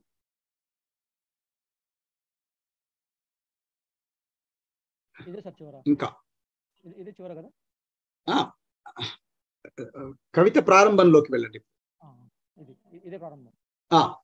ఎంత ధీమా దీపావళి, చుట్టూ కురిసే చీకట్లో జడివానలో శిఖరంలా నిలబడుతుంది. తీగ అంటించిన దీపం పువ్వు, శిరస్సుని వెలిగించుకొని తీగ అంటించిన దీపం పువ్వు, పెదవి ముట్టించిన దీపం నవ్వు, సృష్టి వెలిగించుకున్న ఆది రూపం ఆదిత్య దీపం, కంకాళాలు కరిచే దిబ్బలో కాళ్ళే దీపాలు, క్రౌర్యం కమ్ముకున్న గడ్డలో కళ్ళే దీపాలు, కడుపు మంట దీపమంటే గబ్బిలాల సంస్కృతికి ఒక్కొక్క కిరణం ఒక గండ కత్తెర, మత్తుమరిగిన తమ రెక్కల్ని కత్తిరిస్తుందని భయం, చాదస్తమనుకోకుంటే ఓ మాట, దీపానికి మొక్కటం తేజస్సు మెట్లెక్కడం, అప్పుడప్పుడు జాతి దీపాలను ఆర్పేస్తుంటాయి మతమౌఢ్యాలు. పిచ్చిగాని పుట్టిన ప్రతి శిశువులో పుట్టెడు దీపాలు ప్రవహిస్తూ ఉంటే ఆర్పడానికి చేతులెక్కడా మూతులెక్కడా. ఇక్కడ మనకి ఏ రకమైన సంకేతము ఇవ్వలేదు. జాతి నాయకులందరినీ ఒక ఉన్నతమైనటువంటి శిఖరాలు అని చెప్పటం కోసం ఈ దీపావళి అన్న ఒకానొక విషయాన్ని తీసుకుంటాం. రాజకీయ నాయకులు మతమౌఢ్యాలు లేకపోతే ఇంకోటి అంటే ఒక నిజమైన నాయకుడికి దీపానికి వెలిగిన తర్వాత అది ఎలా కొనసాగాలి, ఏ రకంగా అది నిలబడాలి అని ప్రత్యేకంగా మనం ఎవ్వరము దానికి నేర్పవలసిన పని లేదు. అందుకే కవిత తొలి ఘట్టంలో ఏమంటున్నాడు, ఎంత ధీమా దీపావళికి అని ఆ చుట్టుపక్కల ఎన్నో రకాలైనటువంటి చీకట్లు ఉన్నా సరే, ఎంత జడివాన ఉన్నా సరే తనకు తానుగా నిలబడుతుంది. ఒక నాయకుడి, జాతి నాయకుడి యొక్క స్వభావం అట్లా ఉంటుంది. ఒక జాతి నాయకుణ్ణి కేంద్రంగా చేసుకున్నటువంటి వ్యక్తిత్వం అట్లా ఉంటుంది అని చెప్పటానికి ఈ కవిత అంతా ఒక ప్రయత్నం చేస్తుంది. ఇక్కడ మనకు ఇది ప్రతీకాత్మక భావచిత్రం ఎందుకు అయ్యింది అని అంటే, ఇక్కడెక్కడ మనకు నాయకుడికి సంబంధించినటువంటి అంశం మన కళ్ళ ముందు నిలబడటానికి అవకాశం తక్కువ. అలాంటి ఒకానొక వాతావరణాన్ని, ఇప్పుడు నాయకుడు కూడా 10 మందిలో వెలుగుతాడు కదా, జాతి నాయకుడు కూడా. అది ఏ రకమైనటువంటి వ్యవహారమైనా సరే, ఏమండి, చీకట్లో నుంచి తాను సమాజంలో కనిపించడానికి ప్రయత్నం చేస్తాడు కదా. అలాంటి ఒకానొక వ్యవహారం, అలాంటి ఒకానొక స్వభావం ని చెప్పటం కోసం ఒక ప్రతీకాత్మకమైనటువంటి ఒకానొక భావచిత్రం లాగా వాడాడు. ఏమండి, అలా ఒక కవితని ఎన్నుకునేటటువంటి సందర్భంలో స్వభావాన్ని బట్టి, అర్థాన్ని బట్టి, అంటే ఆ కవిత నిర్వహించినటువంటి రీతిని బట్టి మనం ఈ రకమైనటువంటి మౌలికమైనటువంటి ఒకానొక అంశాన్ని, ప్రతీకాత్మకమైనటువంటి ఒకానొక భావచిత్రాన్ని మన కళ్ళ ముందు నిలపటానికి ప్రయత్నం చేశాడు. ముందుకు వెళ్ళండి మిత్రమా, పైకి వెళ్ళండి. ఇంతకంటే ముందు స్లైడ్. ఇక్కడ బద్ధ భావ చిత్రము, స్థిర భావ చిత్రము అన్నప్పుడు జాగ్రత్తగా చూడండి. పాఠకులందరికీ ఒకే రకమైనటువంటి విధంగా స్ఫురించటము, కవి దేన్ని సూచిస్తున్నాడో దాన్ని గ్రహించే అవకాశం ఉండేలా రచించటం. మనం ఈ పావురం కానీ, లేకపోతే ఇవాళ తువాల గుర్చి కానీ, ఈ రెండిట్లో కూడా మనకి అట్లాంటి స్వభావం కనిపిస్తుంది. అలాంటి ఒకానొక నేపథ్యం కనిపిస్తుంది. ఏమండి, అదే అపరిమిత భావచిత్రం దగ్గరికి వచ్చేసరికి రచయిత ఎన్నుకున్న ప్రతీక అనేక రకాల అంశాలకు సరిపోయినట్టుగా ఉంటుంది, అనేక అర్థాలను స్ఫురిస్తుంది. ఇప్పుడు ఈ దీపావళి కవిత ఒక జాతి నాయకుణ్ణి సూచించవచ్చు, ఒక రాజకీయ నాయకుణ్ణి సూచించవచ్చు, ఒక సాంస్కృతిక నాయకుడిని సూచించవచ్చు. అంటే నాయకుడిలో అనేక రకాలైనటువంటి వ్యవహారాల్ని కనిపించేటటువంటి విధంగా ఉండే అవకాశం కనిపిస్తుంది. ఇది అర్థమూలక భావచిత్రంలో కనిపించేది. స్వభావరీత్యా ఉండే భావచిత్రాల దగ్గరికి వచ్చేసరికి నెక్స్ట్ స్లైడ్, పై స్లైడ్, నెక్స్ట్ స్లైడ్. ఈ స్వభావ మూలక భావచిత్రాల్లో ఆలంకారిక భావచిత్రం పఠిత మనస్సులో బొమ్మ కట్టించి ఇంద్రియానుభూతులను కలిగిస్తుంది, కవిత్వ సౌందర్యాన్ని పెంపొందింపజేస్తుంది అని అంటున్నాం. అంటే అలంకారాలు అభివ్యక్తి విధానాన్ని, అభివ్యక్తికి సంబంధించినటువంటి ఒక మౌలిక ఆనందాన్ని మనకి ఇస్తాయి కదా. అండి, దానికి మన హృదయాన్ని అనుభూతికి లోను చేసేటటువంటి ఒకానొక స్వభావం అందులో ఉన్న పోలికలకు ఉంటే అది ఆలంకారిక భావచిత్రం అవుతుంది. రూపకాత్మక భావచిత్రంతో కీలకం ఇస్తాడు. ఇంతకుముందే మనం అనుకున్నట్టుగా మెటఫర్స్ అనేకం వాడాడు పావురంలో. ఆశాంతం ఒకే భావచిత్రం, ఇంకో రకమైనటువంటి ఎన్ని రకాల పోలికలు, ఎన్ని రకాల మెటఫర్స్ వాడినా సరే అదంతా కూడా ఒక భావచిత్రాన్ని చెప్పడానికే చేసే ప్రయత్నం లాగా ఉంటుంది.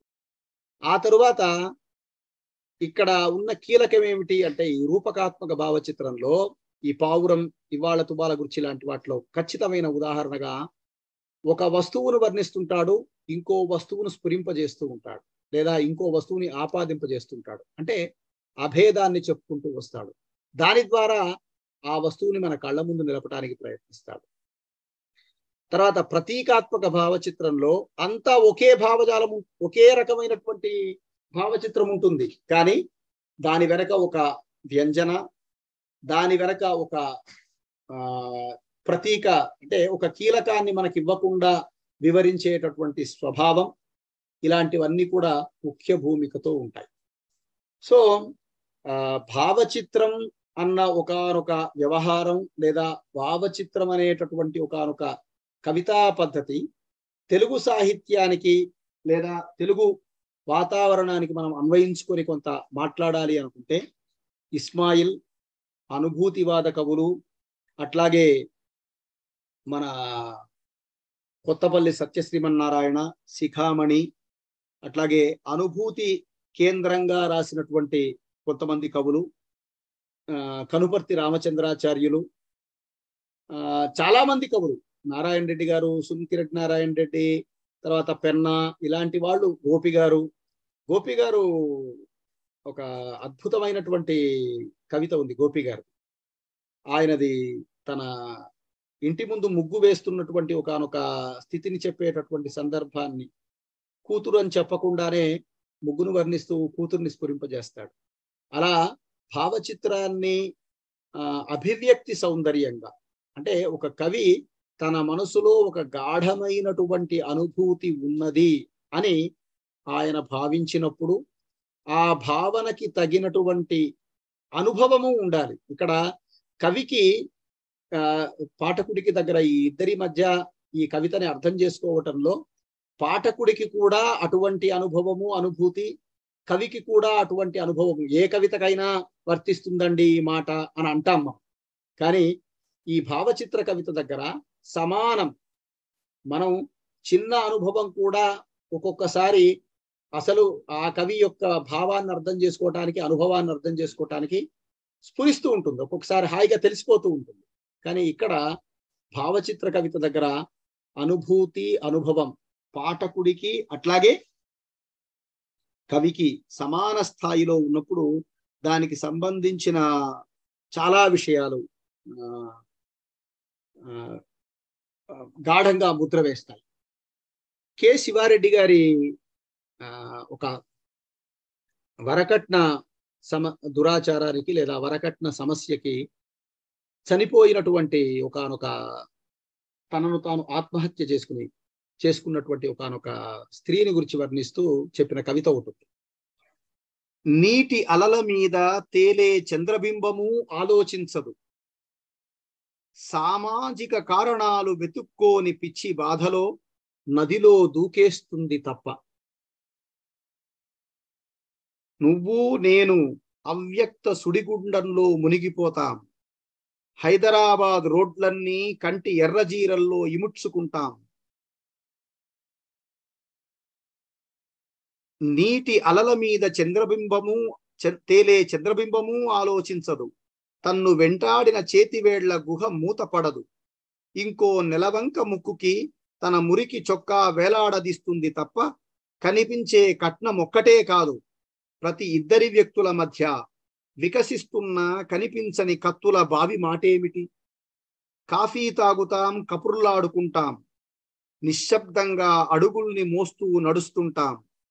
3 రోజుల తరువాత నీటిపైకి తేలిన చంద్రబింబం అనునిత్యం అలా మన లోపలి అలల మీద తేలుతూనే ఉంటుంది.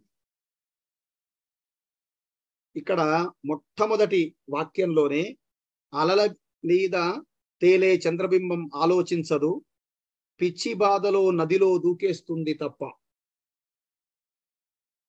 ఏమండి, తర్వాత ఇంకో దగ్గర ఏం చేశాడు, కట్నాల ఆలోచించదు, కనిపించే కట్నం ఒక్కటే కాదు అన్న మాట ద్వారా ఇది వరకట్నానికి సంబంధించిన ఒకానొక దురాచారానికి ఒక ఆమె ఆత్మహత్య చేసుకుంది అని. ఇప్పుడు చనిపోయినటువంటి ఆమెని చంద్రబింబంతో పోలుస్తావా, నదిలో దూకిన ఆమెని చంద్రబింబంతో పోలుస్తావా, ఇలా చెప్తావా అని అంటే వరకట్నం మీద 100 మంది కవితలు రాస్తారు. ఎన్నిసార్లు చెప్పినా ఆ వరకట్న దురాచారం ఇట్లుంది అట్లుంది అని చెప్తాను, కానీ ఆ కవితలో ఉన్న సౌందర్యం ఏమిటి అని చెప్పటానికి ఇలాంటి ఒకానొక అభివ్యక్తిని కారణంగా చేస్తుంది. అట్లాగే కనుపర్తి రామచంద్రాచార్యుల గారిది ఖాళీ కప్పులు అనే ఒక కవిత ఉంది. ఆ ఖాళీ కప్పులు కవితలో ఆయన ఏం చేస్తాడు అని అంటే సాసర్లు లేని కప్పులు కొన్ని, ఉంగరం లేని అంటే పట్టుకోవటానికి పిడి లేనటువంటివి, పైన తలలు తెగినవి కొన్ని అని ఖాళీ కప్పులు మాట్లాడుకుంటున్నాయి అంటాడు. అక్కడ ఖాళీ కప్పులు ఏం మాట్లాడుకోవట్లేదు, 4 మనుషులు మాట్లాడుకుంటున్నాడు. దాంట్లో తలలు తెగినవి కొన్ని, ఉంగరం కాఫీ కప్పు పట్టుకోవడానికి అనుకూలంగా ఉండే ఆ స్థితి లేనిది కొన్ని, సాసర్లు లేనివి కొన్ని అని అనటంలోనే వ్యక్తుల యొక్క స్థితిని చెప్తూ ఉన్నాం.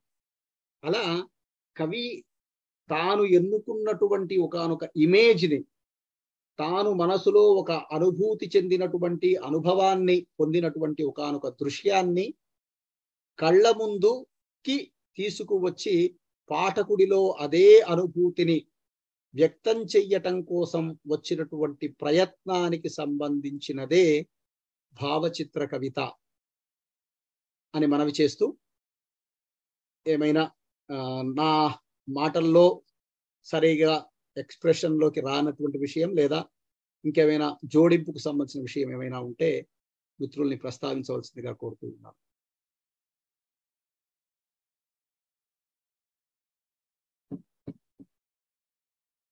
ధన్యవాదాలు సార్. భావచిత్రవాదం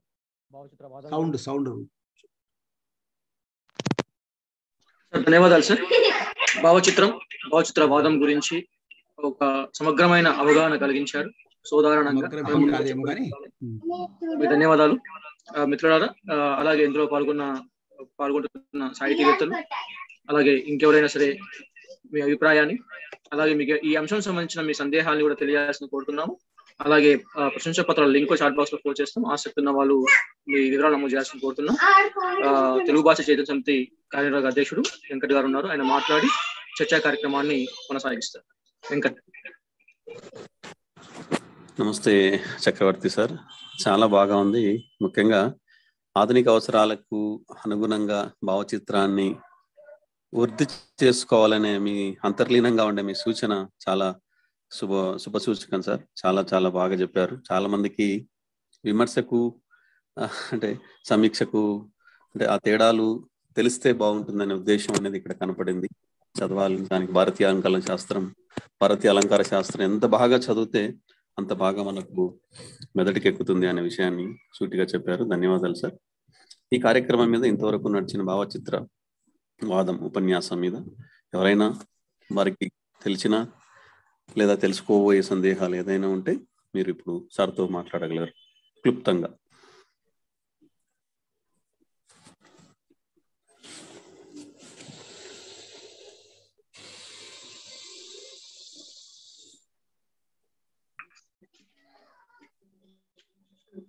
ప్రకాష్ గారు మాట్లాడండి. నమస్తే సార్. చక్రవర్తి గారి అద్భుతమైన ప్రసంగం చాలా బాగుంది. మనం భావచిత్రాన్ని అలంకార శాస్త్ర కోణంలో చూడడం వల్ల, అంటే ముదిగొండ వీరభద్రయ్య గారు చెప్పినట్టుగా మరి అలంకారిక భావచిత్రము, తర్వాత రూపకాత్మక భావచిత్రము, ఇది మన దృక్కోణమేనా లేక భావచిత్రంలో అట్లాంటి కోణాలు ఉన్నాయా అనేది ఒక ప్రశ్న. రెండవది ఏమిటంటే అనుభూతి కవిత్వమే ఎందుకు భావచిత్రంలో వ్యక్తీకరించగలిగినారు, మిగతా వాటిల్లో ఎందుకు లేదు అనేది ఒక అనుమానం. అలంకారిక, ప్రతీకాత్మక, రూపకాత్మక భావచిత్రాలు అనేది ముదిగొండ వీరభద్రయ్య గారు తెలుగు సాహిత్యంలో తెలుగులో రాయటం వల్ల మనకు తెలిసింది. కానీ ఎజ్రా ఫ్రౌండ్ లాంటి వాళ్ళు, హ్యూమ్ లాంటి వాళ్ళు పాశ్చాత్య దేశాలలో ప్రతీకాత్మక, రూపకాత్మక, అలంకారిక భావచిత్రాలని వాళ్ళు ప్రస్తావించారు. అక్కడ ఫిగర్ ఆఫ్ స్పీచ్ కింద అక్కడ అర్థం చేసుకోవాలి అలంకారం అనేటటువంటి మాటని. మనకున్నన్ని అలంకారాలు వాళ్ళకి లేకపోవచ్చు కాక, కానీ పోలికలతో చెప్పటం, సిమిలీతో చెప్పటం అనేది పాశ్చాత్య దేశాల్లో కూడా ఉంది. అక్కడ కొంత దానికి సంబంధించిన ఆలోచనలు ఉన్నాయి. ఆ ఆలోచనల్ని తెలుగు కవిత్వానికి అన్వయించి మాత్రమే వీరభద్రయ్య గారు చెప్పారు. కాబట్టి అలంకార శాస్త్రం దానికి ఎట్లా కొనసాగింపు అన్న దగ్గర మాత్రం కొంచెం వీరభద్రయ్య గారి కంట్రిబ్యూషన్ ఉంది. ఇప్పుడు వ్యంగ్యం ధ్వని అన్నది సజెషన్ పేరుతో మనంత విస్తృతంగా కాకపోయినా పాశ్చాత్య దేశాలలో కూడా ఉన్నది. సింబల్ మనది కానే కాదు, అక్కడి నుంచి మనకు వచ్చినటువంటి వ్యవహారమే.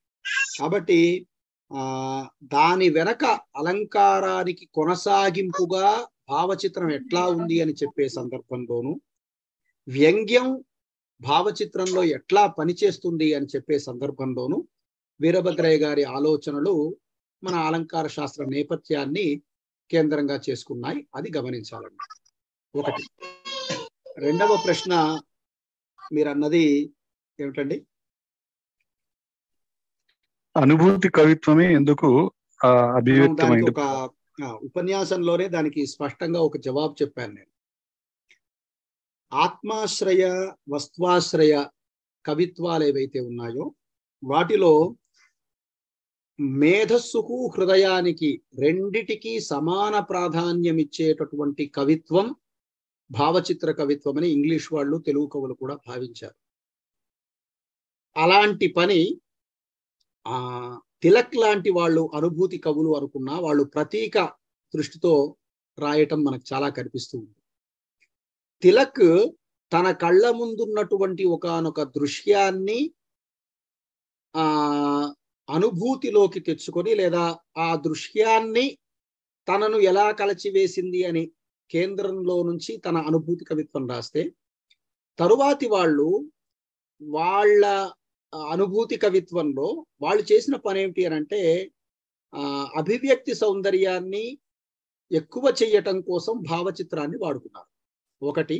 రెండవది, డైరెక్ట్ గా ఈ మాటకి జవాబుగా చెప్పాలి అంటే మనసు హృదయం కలిసేటటువంటి చోటు ఇంద్రియానుభవము పరిచితత్వము అనే ఒకానొక స్వభావం అనుభూతి కవిత్వానికి దగ్గరగా ఉండేది. వాళ్ళు ఎందుకు ఉపయోగించుకొని ఉంటారు అని అంటే మీ ప్రశ్నని బట్టి నాకు అనిపించేది ఏమిటి అంటే తన వైయక్తికమైనటువంటి ఒకానొక అనుభవాన్ని అనుభూతి కవి ఎప్పుడు చెప్పటానికి ప్రయత్నిస్తుంటాడు. నా వ్యక్తిగతమైన అనుభవాన్ని నేను చెప్పాలి అన్నప్పుడు పాఠకుడికి తెలియని సంక్లిష్టత ఏర్పడుతుంది. ఆ సంక్లిష్టతను దూరం చేసే ఒకానొక లక్షణంతో ఒకానొక లక్ష్యంతో బహుశా అనుభూతివాద కవులు ఎక్కువగా భావచిత్రానికి దగ్గరగా ఉన్న కవిత్వ లేదా భావచిత్ర కవితలు ఎన్నుకొని ఉంటారు అని నాకు అనిపిస్తుందండి.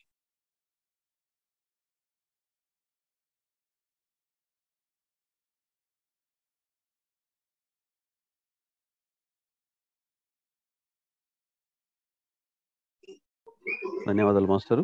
థ్యాంక్ యూ మిత్రమా. ఇంకెవరైనా?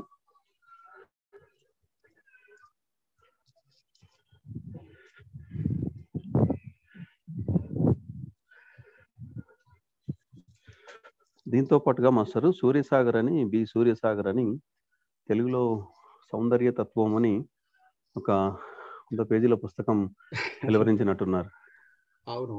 అయితే అది మార్క్సిస్ట్ సాహిత్యం సౌందర్యం అనే పేరుతో ఈస్థెటిక్స్, మార్క్సిస్టులు కళాతత్వ శాస్త్రాన్ని ఈస్థెటిక్స్ ని ఎట్లా చూస్తారు అనేటటువంటి ఒకనొక విషయాన్ని చెప్పడం కోసం రాసినటువంటి పుస్తకం బి సూర్యసాగర్. ఇక్కడ అంటే ఇది ఈస్థెటిక్స్ విషయమనో లేకపోతే ఇంకోటనో మనం అట్లా వెళ్ళిపోవటానికి లేదు. అది ఆ క్యాన్వాస్ వేరు. సాహిత్యం సౌందర్యం అనేటటువంటిది అంటే ఒక్కొక్కరు సౌందర్యాన్ని నిర్వచించే సందర్భంలో అనేక మార్గాలు ఉంటాయి కదా. సార్ నమస్కారం. సార్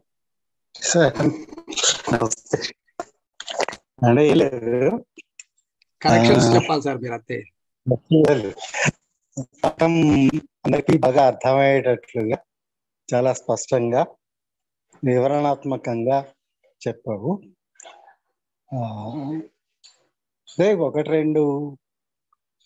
ఒకటి ప్రధానమైన అంశం మీరు చెప్పిన దాంట్లో ఏమిటి అని అంటే ప్రతీక కానీ లేకపోతే వ్యంగ్యం రసం లాంటివి కానీ ఇవి ఒక మహాకావ్యాన్ని మొదటి నుంచి చివరి దాకా ఆవరించి ఉండొచ్చు. అంటే మనం కావ్యధ్వని అని అంటున్నాం, రసధ్వని అని అంటున్నాం. అంటే అది మొత్తం కావ్యానికి సంబంధించింది తప్ప ఏకదేశానికి సంబంధించింది కాదు. అలంకారం అనేది అట్లా ఏకదేశానికి సంబంధించింది. అంటే మన అలంకార శాస్త్రంలో దాదాపు భావచిత్రానికి ఉన్న లక్షణం అలంకారానికి ఉన్న లక్షణమే. అంటే అలంకారం అనే దానికి మనం అనేక నిర్వచనాలు చెప్తున్నాం. వాటిని విభాగం చేసుకొని ఇది ఉత్ప్రేక్ష, ఇది ఉపమా, ఇది ఇంకోటి అంటున్నాం. భావచిత్రాలంకారం అని కూడా అనొచ్చు. అంటే మనం అనదలుచుకుంటే అది ఒక అంశం. అంటే కొనసాగించడానికి వీల్లేదు. ఒక ఒక అంశాన్ని మాత్రమే, ఒక చిన్న అంశాన్ని మాత్రమే వ్యక్తీకరించడానికి మనకి భావచిత్రం, ఒక దృశ్యాన్ని మాత్రం. అంటే శిల్పంలో కానీ చిత్రలేఖనంలో కానీ ఒక బొమ్మని, ఒక ప్రతిమను మాత్రమే మనం చూస్తాము. అది అంతవరకే. దాన్ని కొనసాగి మళ్ళీ ఇంకొక ప్రతిమ, మళ్ళీ ఇంకొకటి, ఇట్లా అనేక ప్రతిమలు కలిసిన తర్వాత అది ఒక కథారూపాన్ని తీసుకుంటే తీసుకోవచ్చు. కానీ ఇదే ప్రతిమలోని లక్షణం ఆ చివరి దాకా కొనసాగడం అనేది ఉండదు అనే ఉద్దేశంతోనే ఈ భావచిత్రాల గురించి కూడా చెప్పడం జరిగింది. అయితే ఇంకొక నాకు అనుమానం ఏమిటంటే, అట్లా మనం అలంకారంతో సమానంగా భావచిత్రాన్ని ముఖ్యంగా అక్కడ ఏంటంటే ప్రతీకకి దీనికి ఉన్న తేడా, ఇందులో ఎక్కడో ఒక చోట వాచ్యం అవుతుంది, ప్రతీకలో వాచ్యం కాకుండానే కొనసాగుతుంది. ఇదే కదా ప్రధానమైన భేదం. అది అటువంటి అప్పుడు కొన్నిసార్లు ఇందాక మీరు ఒక ఉదాహరణ ఇచ్చారు, కనుపర్తి రామచంద్రమాచార్యుల గారు ఉదాహరణ ఇచ్చారు. అంటే అర్ధాంగిని తువ్వాలతో పోల్చడం అయితే మనం ఉపమాలంకారంలో నీచోపమ అంటాం. అదే కదా సార్. అంటే ఇవాళ భావచిత్రం పోల్చడం మనకి ఇవాళ బాగానే అనిపించవచ్చు, కానీ బట్ మన సంప్రదాయ అలంకారాల ప్రకారం చూసినట్లయితే అది ఉపమాలంకారమే కొంతవరకు. అంటే ఆ భావచిత్రానికి ఉపమాలంకారానికి ఉన్న పోలికలు కొంత ఉంది. అటువంటి ఆ పోలిక ఇప్పుడు మనకి చూస్తే బాగుండొచ్చు, కానీ అది నీచోపమ కిందికి వస్తుందని నాకు అనిపించింది. అలంకార శాస్త్రం జోలికి పోతే అదే సాధారణ వస్తువు కూడా కవితా వస్తువు కావాలని కదా కోరుకుంటున్నది ఇప్పుడు మనం. ఇది కేవలం అనుభూతికి మాత్రమే పరిమితం కాదు. ఏ మహాకావ్యంలో అయినా భావచిత్రాలు ఉండడానికి అవకాశం ఉంది. మనం వాటిని వెతికి పట్టుకోవాలి అంతే తప్ప, అంటే అది ఒక చిన్న అంశం, ఒక చిన్న సన్నివేశం, ఒక చిన్న దానికి పరిమితం కావచ్చు. అంటే మనం ఇక్కడ ఉపమాలంకారం ఉంది, ఇక్కడ రూపకం ఉంది అని చెప్పినట్లే ఇక్కడ ఈ భావచిత్రం ఉంది, ఇక్కడ ఈ భావచిత్రం ఉంది అని కూడా చెప్పొచ్చేమో అని అనిపిస్తుంది. మీరే చెప్పాలి మరి. Thank you sir. Thank you sir.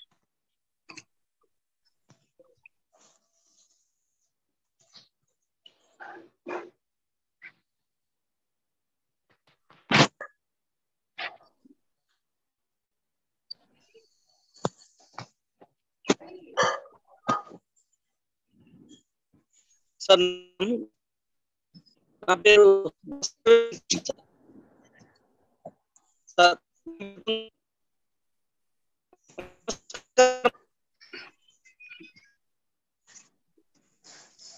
Sir భావచిత్రవాదము ఎప్పుడు మొదలైందంట?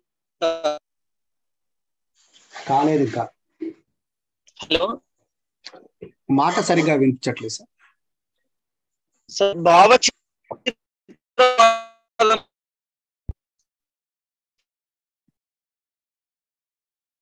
మీరు కాస్త సిగ్నల్ ప్లేస్ లోకి వచ్చి మాట్లాడరా మిత్రమా?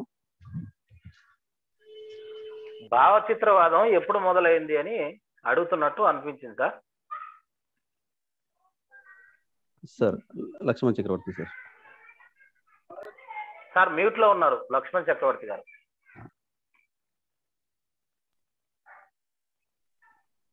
పాశ్చాత్య దేశాలలో 1912 17 18 మధ్య పాశ్చాత్య దేశాలలో ఉందండి. మన దగ్గరికి ఎప్పుడు వచ్చింది అని అంటే మన ఆధునిక 60s 70s తర్వాత మనకు కొంచెం అట్లాంటి కవిత్వం ఎక్కువగా కనిపిస్తూ ఉంది. అనుభూతివాద కవులు దానికి ఎక్కువ ప్రచారాన్ని ఇచ్చారండి.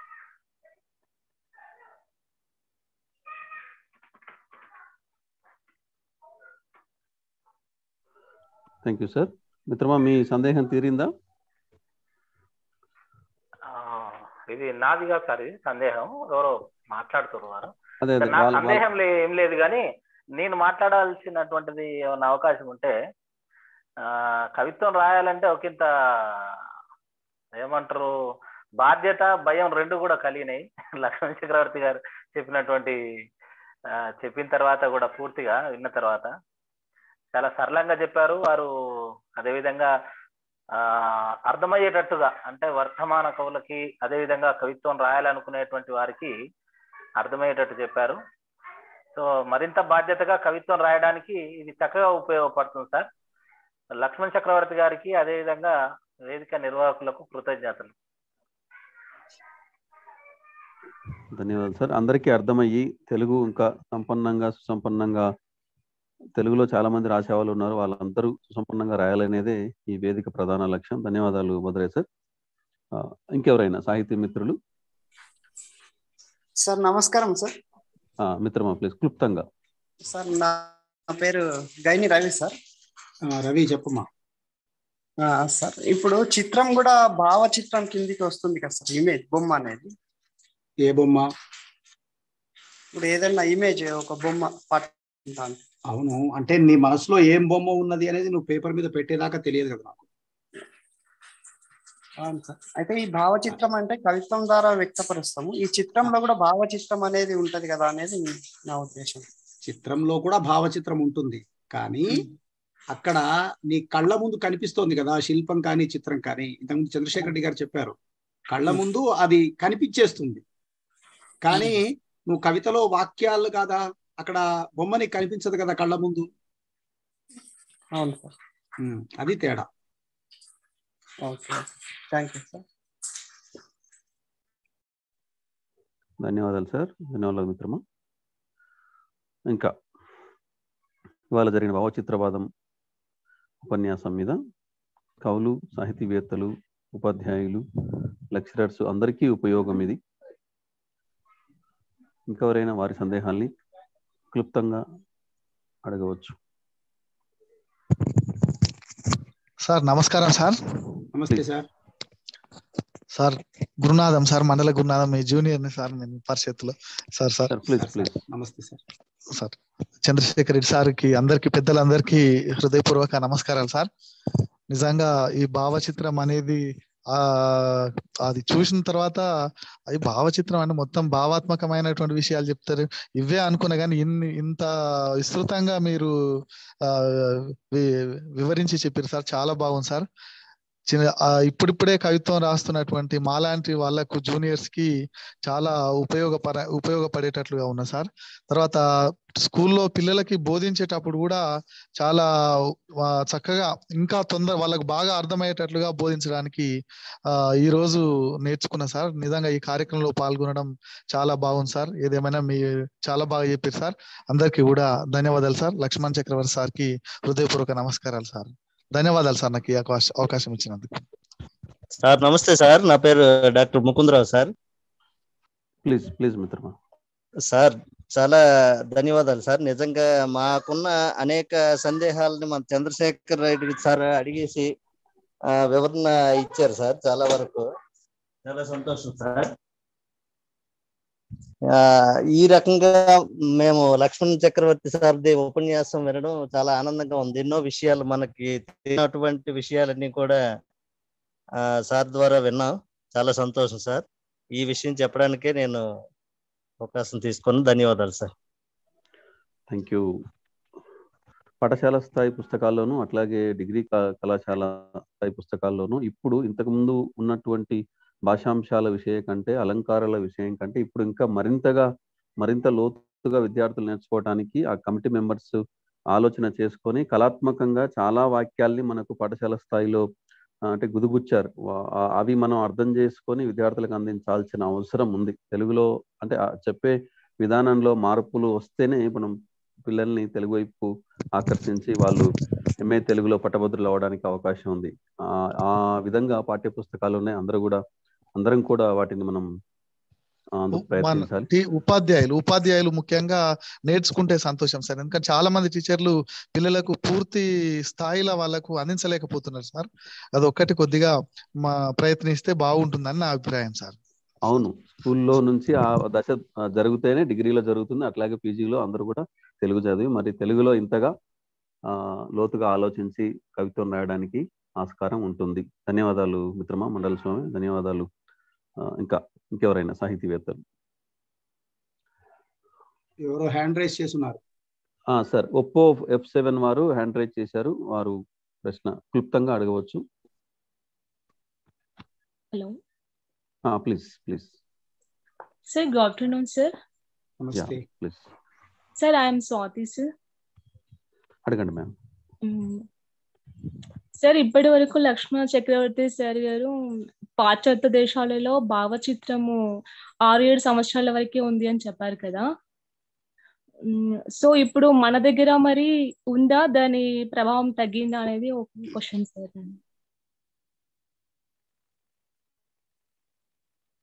మన దగ్గర స్త్రీవాదము, దళితవాదము, ఇట్లా ఒక అనుభూతివాదము, ఒక ధోరణిగా భావచిత్రవాదం అనేది ఒక ధోరణిగా ఒకానొక పద్ధతిలో వెళ్ళలేదమ్మా. ప్రతీక కవిత్వం కానీ, భావచిత్ర కవిత్వం కానీ, మరో రకమైన శిల్ప విషయంతో ఉన్నది కానీ, ఇవన్నీ ఆ పద్ధతిలో వెళ్ళలేదు. ఇక్కడ ప్రత్యేక వాదంగా మొదలు కాలేదు, ప్రత్యేకవాదంగా ముగిసిపోను లేదు. అది కొంతమంది రాస్తూనే ఉన్నారు. అది స్టార్ట్ అయినప్పటి నుంచి ఇప్పటికి కూడా ఎవరో ఒకరు రాస్తూనే ఉన్నారు. కానీ ఇదే ధోరణిలో ఒక 10 ఏళ్ళు వీళ్ళంతా రాశారు అని చెప్పే అవకాశం తెలుగు సాహిత్యంలో లేదు. ఈవెన్ భారతీయ సాహిత్యంలో కూడా లేదు. కానీ ఇంగ్లీష్లో మాత్రం, పాశ్చాత్య దేశాల్లో మాత్రం ఒక 5 సంవత్సరాల పాటు చాలా మంది ఆ దృష్టితోనే కవిత్వం రాయటానికి చేసిన ప్రయత్నం ఒకటి ఉంది. తెలుగు నేలలో అలాంటి ప్రయత్నం లేదు. కొంచెం ఎక్కువగా ప్రయత్నం చేసింది బహుశా అనుభూతి వాదకం లేదు అంతే.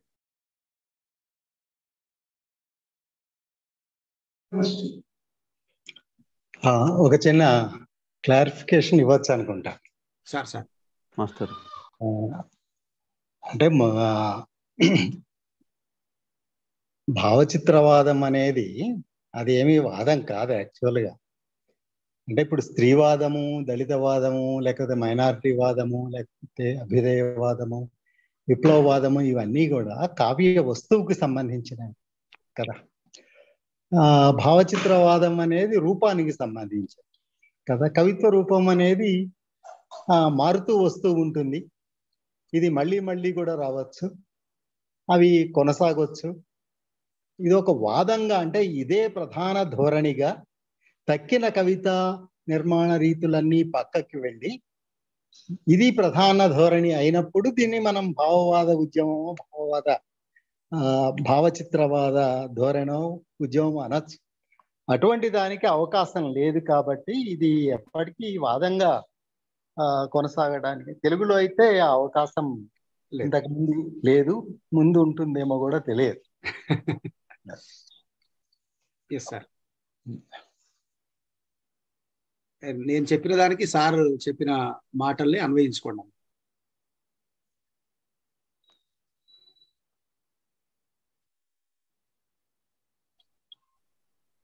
ధన్యవాదాలు మాస్టర్ చంద్రశేఖర్ సార్. ఇంకా మనం ప్రశ్న అడగాలి అంటే ఖచ్చితంగా ఈ సబ్జెక్ట్ చదివి ఉండాలి, లేకపోతే అంత సులభంగా మనం ప్రశ్నని కాదు అడగలేని పరిస్థితి. ఈ క్లాసుకు వచ్చే వారం, పై వచ్చే వారం కూడా మళ్ళీ ఉంటుంది. వచ్చే వారం యాజ్ యూజువల్ గా సండే, ఆదివారం ఉదయం 11 గంటల నుంచి 1 గంట వరకు మీరు ఒక్క నిమిషం చేసుకోవాలి. Please sir. నమస్కారం. బివిఎన్ స్వామి గారు. సార్, ఇప్పుడు ఈ భావచిత్ర కవిత రాసే క్రమంలో మార్మికత అనేది వచ్చి చేరే అవకాశం ఉంటుందా? ఉండే అవకాశం ఉంది కదా. మార్మికత అనే మాట ఏ అర్థంలో వాడుతున్నారు? మార్మికత అనేది తను ఏదైతే చెప్పదలుచుకున్నాడో దాన్ని దాచిపెట్టడం అన్నాడు. దాచిపెట్టుకుంటూ కవితా నిర్మాణం చేసే అవకాశం ఉంటది కదా. ఇప్పుడు ఇక్కడే చిన్న చిన్న సమస్యలు ఉన్నాయి సార్ తెలుగు సాహిత్య విమర్శలో నాకు అర్థమైనంతలో.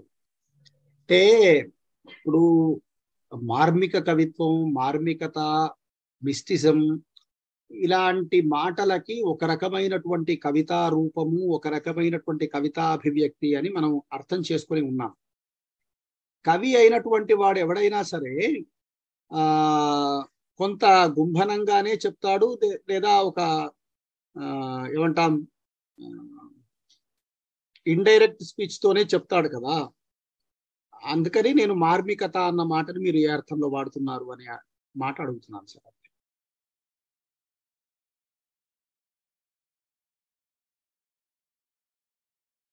స్వామి సార్.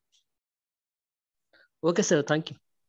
లేదు లేదు, మీరు ఆ మాట, నేను నా ఉద్దేశం ఆ మార్మికత అన్న మాట మీరు అంటే ఇన్ జనరల్ గా ఇండైరెక్ట్ గా చెప్పటము, లేదా ప్రతీకాత్మకంగా సంకేతంతో చెప్పటము, వ్యంగ్య ధ్వన్యాత్మకంగా చెప్పటము, అలాంటి మార్మికత అని అర్థంలో వాడుతున్నారా?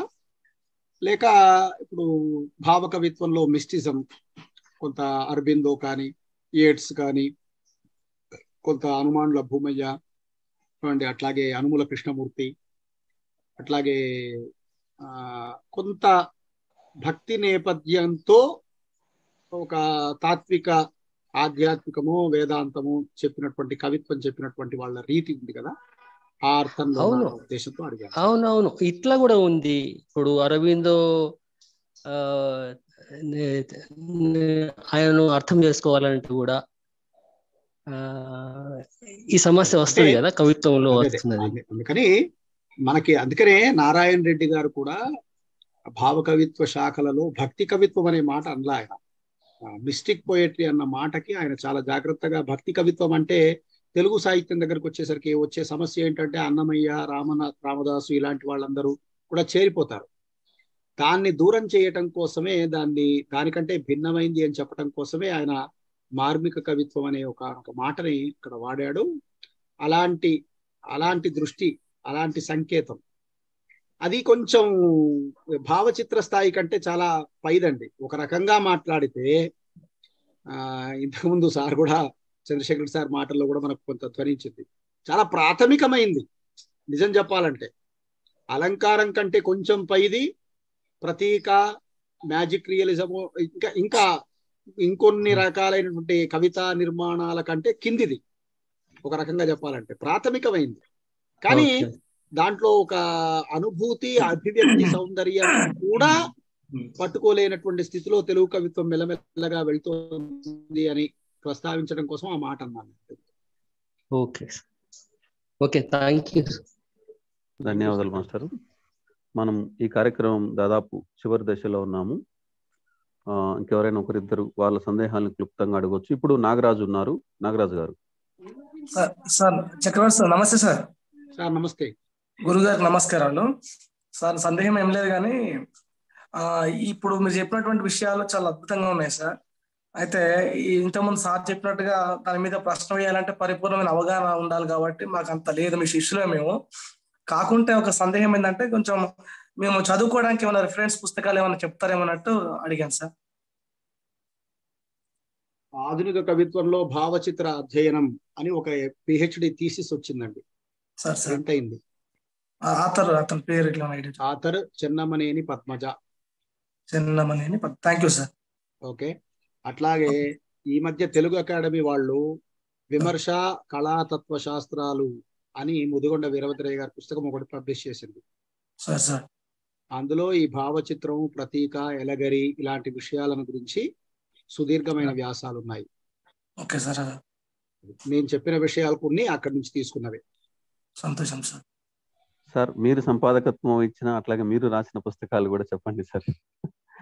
నేను రాసిన దాంట్లో ఈ భావచిత్రం మీద మేము అప్పుడు వ్యాసం తీసుకోలేదు. అంటే భావచిత్ర విమర్శ, భావచిత్ర కవిత్వాన్ని విమర్శించినటువంటి విమర్శలు ఎక్కువగా రాకపోవటం అనే కారణం చేత మా ఆధునిక సాహిత్య విమర్శ రీతుల్లో అది రాలేదు. అలగరి రావాల్సింది మిస్ అయ్యాం. ప్రతీక మాత్రం తీసుకున్నాం. ఈ రెండు విమర్శ రీతులు ఆ విమర్శ రీతుల పుస్తకంలో మిస్ అయ్యాం. ఆధునిక సాహిత్య విమర్శ రీతులు అనే పుస్తకాన్ని. అట్లాగే మాస్టర్, కృతజ్ఞతలు. ఇంకెవరైనా ఒకరిద్దరు స్పందిస్తే ఈరోజు మళ్ళీ సాయంత్రం సాహిత్య కార్యక్రమం ఉంటుంది యాజ్ యూజువల్ గా మా తెలుగు భాషా చైతన్య సమితి సంస్థ నిర్వహించే సాయంత్రం ఈ కార్యక్రమం తర్వాత మళ్ళీ ఇక్కడ వచ్చిన వాళ్ళందరూ కూడా అక్కడ ప్రజెంట్ కావాలని కోరుకుంటూ. లింక్ ఇదే ఉంటుందా సార్? అవును మేడం, ఓకే ఓకే. లింక్ ఇదే ఉంటుంది. 5 గంటలకి. Okay sir. 6 గంటలకి. ఈ రోజు 6 గంటలకు ఉంది. Okay sir. ఈరోజు భావచిత్ర కవిత అనేది చాలా అద్భుతంగా ఉంది సార్. మాలాంటి కొత్తగా నేర్చుకున్న వాళ్ళకి ఎట్లా రాయాలా అనేది సారు విపులంగా వివరించడం జరిగింది. అందరికి కూడా పెద్దలందరికీ కూడా ధన్యవాదాలు సార్. అలాగే అండి, నమస్తే. ఇంతవరకు మనకు భావచిత్రాల మీద ఇంతటి చక్కటి ఉపన్యాసం ఇచ్చిన సార్ గారికి సార్ ప్లీజ్ మీ స్పందన. ఇది కవిత్వం రాయటానికి, కవిత్వం విమర్శ చెయ్యటానికి, కవిత్వాన్ని అర్థం చేసుకోవటానికి మనం భావచిత్రాల్ని వింటున్నాము అని ఒక ఆలోచన కోసం మాత్రమే. నిజానికి కవిత్వం రాసేటటువంటి వాళ్ళు భావచిత్ర సిద్ధాంతాలన్నీ చదువుకొని కవిత్వం రాయటానికి పోతే కవిత్వం రాయలేకపోవచ్చు. నిజమే సార్. కానీ ఇక్కడ అర్థం అంటే ఇక్కడ మనకున్నట్టు ఇప్పుడు ఒక విషయాన్ని మనం పోలికతో చెప్తున్నాం. ఒక పోలికతో చెప్తున్నాం. అది భావచిత్రం లాగా చెప్తే ఎట్లా ఉంటది, అది ప్రతీకాత్మకంగా చెప్తే ఎట్లుంటది అన్న ఒక అభ్యాసం చేయటానికి ప్రయత్నించాను. నేను ఎప్పుడు చూసిన, ఇప్పుడు ఉదాహరణకు ఒక 20 కవితలు రాసినటువంటి ఒక యువ కవి మిత్రుడు ఉన్నాడు అనుకోండి. ఈ భావచిత్రం అనే ఒక మాటని తెలుసుకోవటం ద్వారా నేను ఇలా ట్రై చేస్తే బాగుంటది, నేను ఇప్పటికి 20 కవితలు రాసిన, కొంచెం మొనాటనీగానే ఉన్నది, కొత్త ఎక్స్ప్రెషన్ రావట్లేదు. ఏమండి, ఇవాళ చాలా కవిత్వం మనకి ఎక్స్ప్రెషన్లో కొత్త అభివ్యక్తి అని అంటే అనుభవంలో తమదైన ఒక నేటివిటీని వ్యక్తం చేస్తున్నటువంటి పద్ధతిలో వస్తున్నది. కానీ ఒక గాఢత ఒక స్వభావం లేకుండా ఉన్న కవిత్వం ఎక్కువగా వస్తుంది. అందుకని ఇలాంటి అంశాలు ఏం చేస్తాయి అని అంటే మనం చెప్పదలుచుకున్న భావాన్ని ఎంత తక్కువలో చెప్పొచ్చు. చంద్రశేఖర్ రెడ్డి గారు మంచి మాట అన్నారు, ఒక పరిమితిలో చెప్పటానికి భావచిత్రం ఎక్కువ అవకాశం కల్పిస్తుంది, సుదీర్ఘంగా మనం వెళ్లకుండా. అది ఒక ఎక్స్ప్రెషన్ వే కదా, చిక్కగా చెప్పటానికి ఉపయోగపడే ఒక ధోరణి కదా ఇది. దాన్ని అలవర్చుకోవటానికి ఒక ప్రయత్నం చేయాలి. మనం ఇప్పుడు రాస్తున్న చాలా మంది కవుల్లో ఒక విషయాన్ని 10 పోలికలు పెట్టి ముగించటం అన్నది ఒక స్టైల్ గా చాలా మంది చేసేస్తున్నారు, హాయిగా వచ్చేస్తుంది. అది ఇంకో స్టైల్ ట్రై చేద్దాం, ఇంకో రకమైన ఒక అభివ్యక్తిని ప్రయత్నిద్దాం అన్న ఒక కవిత నిర్మాణ పద్ధతిని అర్థం చేసుకోవడానికి ఇది ఉపయోగపడుతుంది. రెండవది, ఒక కవిత మనం ఎన్ని రకాల విషయాలుగా మనం అర్థం చేసుకోవటానికి చదవటానికి ప్రయత్నించినా అది మనకు ఏదో రకమైన అనుభూతిని ఇవ్వాలి, అది మనని ఏదో రకంగా వెంటాడాలి. అది ఏ రకమైన భావజాలమైనా ఉంది. ఆ స్వభావం భావచిత్ర కవితకి ఎక్కువగా ఉంది. అది అర్థం చేసుకోవటానికి భావచిత్రం ఉపయోగపడుతుంది. రెండవది, శిల్పము చిత్రము వాటి ఆధారంగా మనం మాట్లాడుతున్న సందర్భంలో కూడా శిల్పి ఒక శిల్పాన్ని చెక్కటానికి అతని మనసులో రూపం వచ్చిన తర్వాత అది చెక్కటానికి సంవత్సరం పట్టవచ్చు లేదా నెల పట్టవచ్చు. చిత్రకారుడికి వారం రోజులు పట్టవచ్చు. అంటే నీవు గాఢమైన అనుభూతిలోకి అనుభవంలోకి వెళ్తే కానీ నీ కవిత అట్లా బయటికి రాదు. బుర్రలో దోషంగానే రాయటం మొదలు పెడితే ఏమైంది, మననం దశ పోయింది కదా, ఆ భావం మనసులో తిరిగే దశ పోయింది కదా. ఆ స్థితికి రావటానికి కొంత భావచిత్ర కవిత లాంటివి తోడ్పడతాయి అని మనం అర్థం చేసుకోవాల్సిన అవసరం ఉంది అని మనవి చేస్తూ ఈ అవకాశం ఇచ్చిన మిత్రులందరికీ మరోసారి ధన్యవాదాలు చెప్తూ థ్యాంక్ యూ వెంకట్ సార్.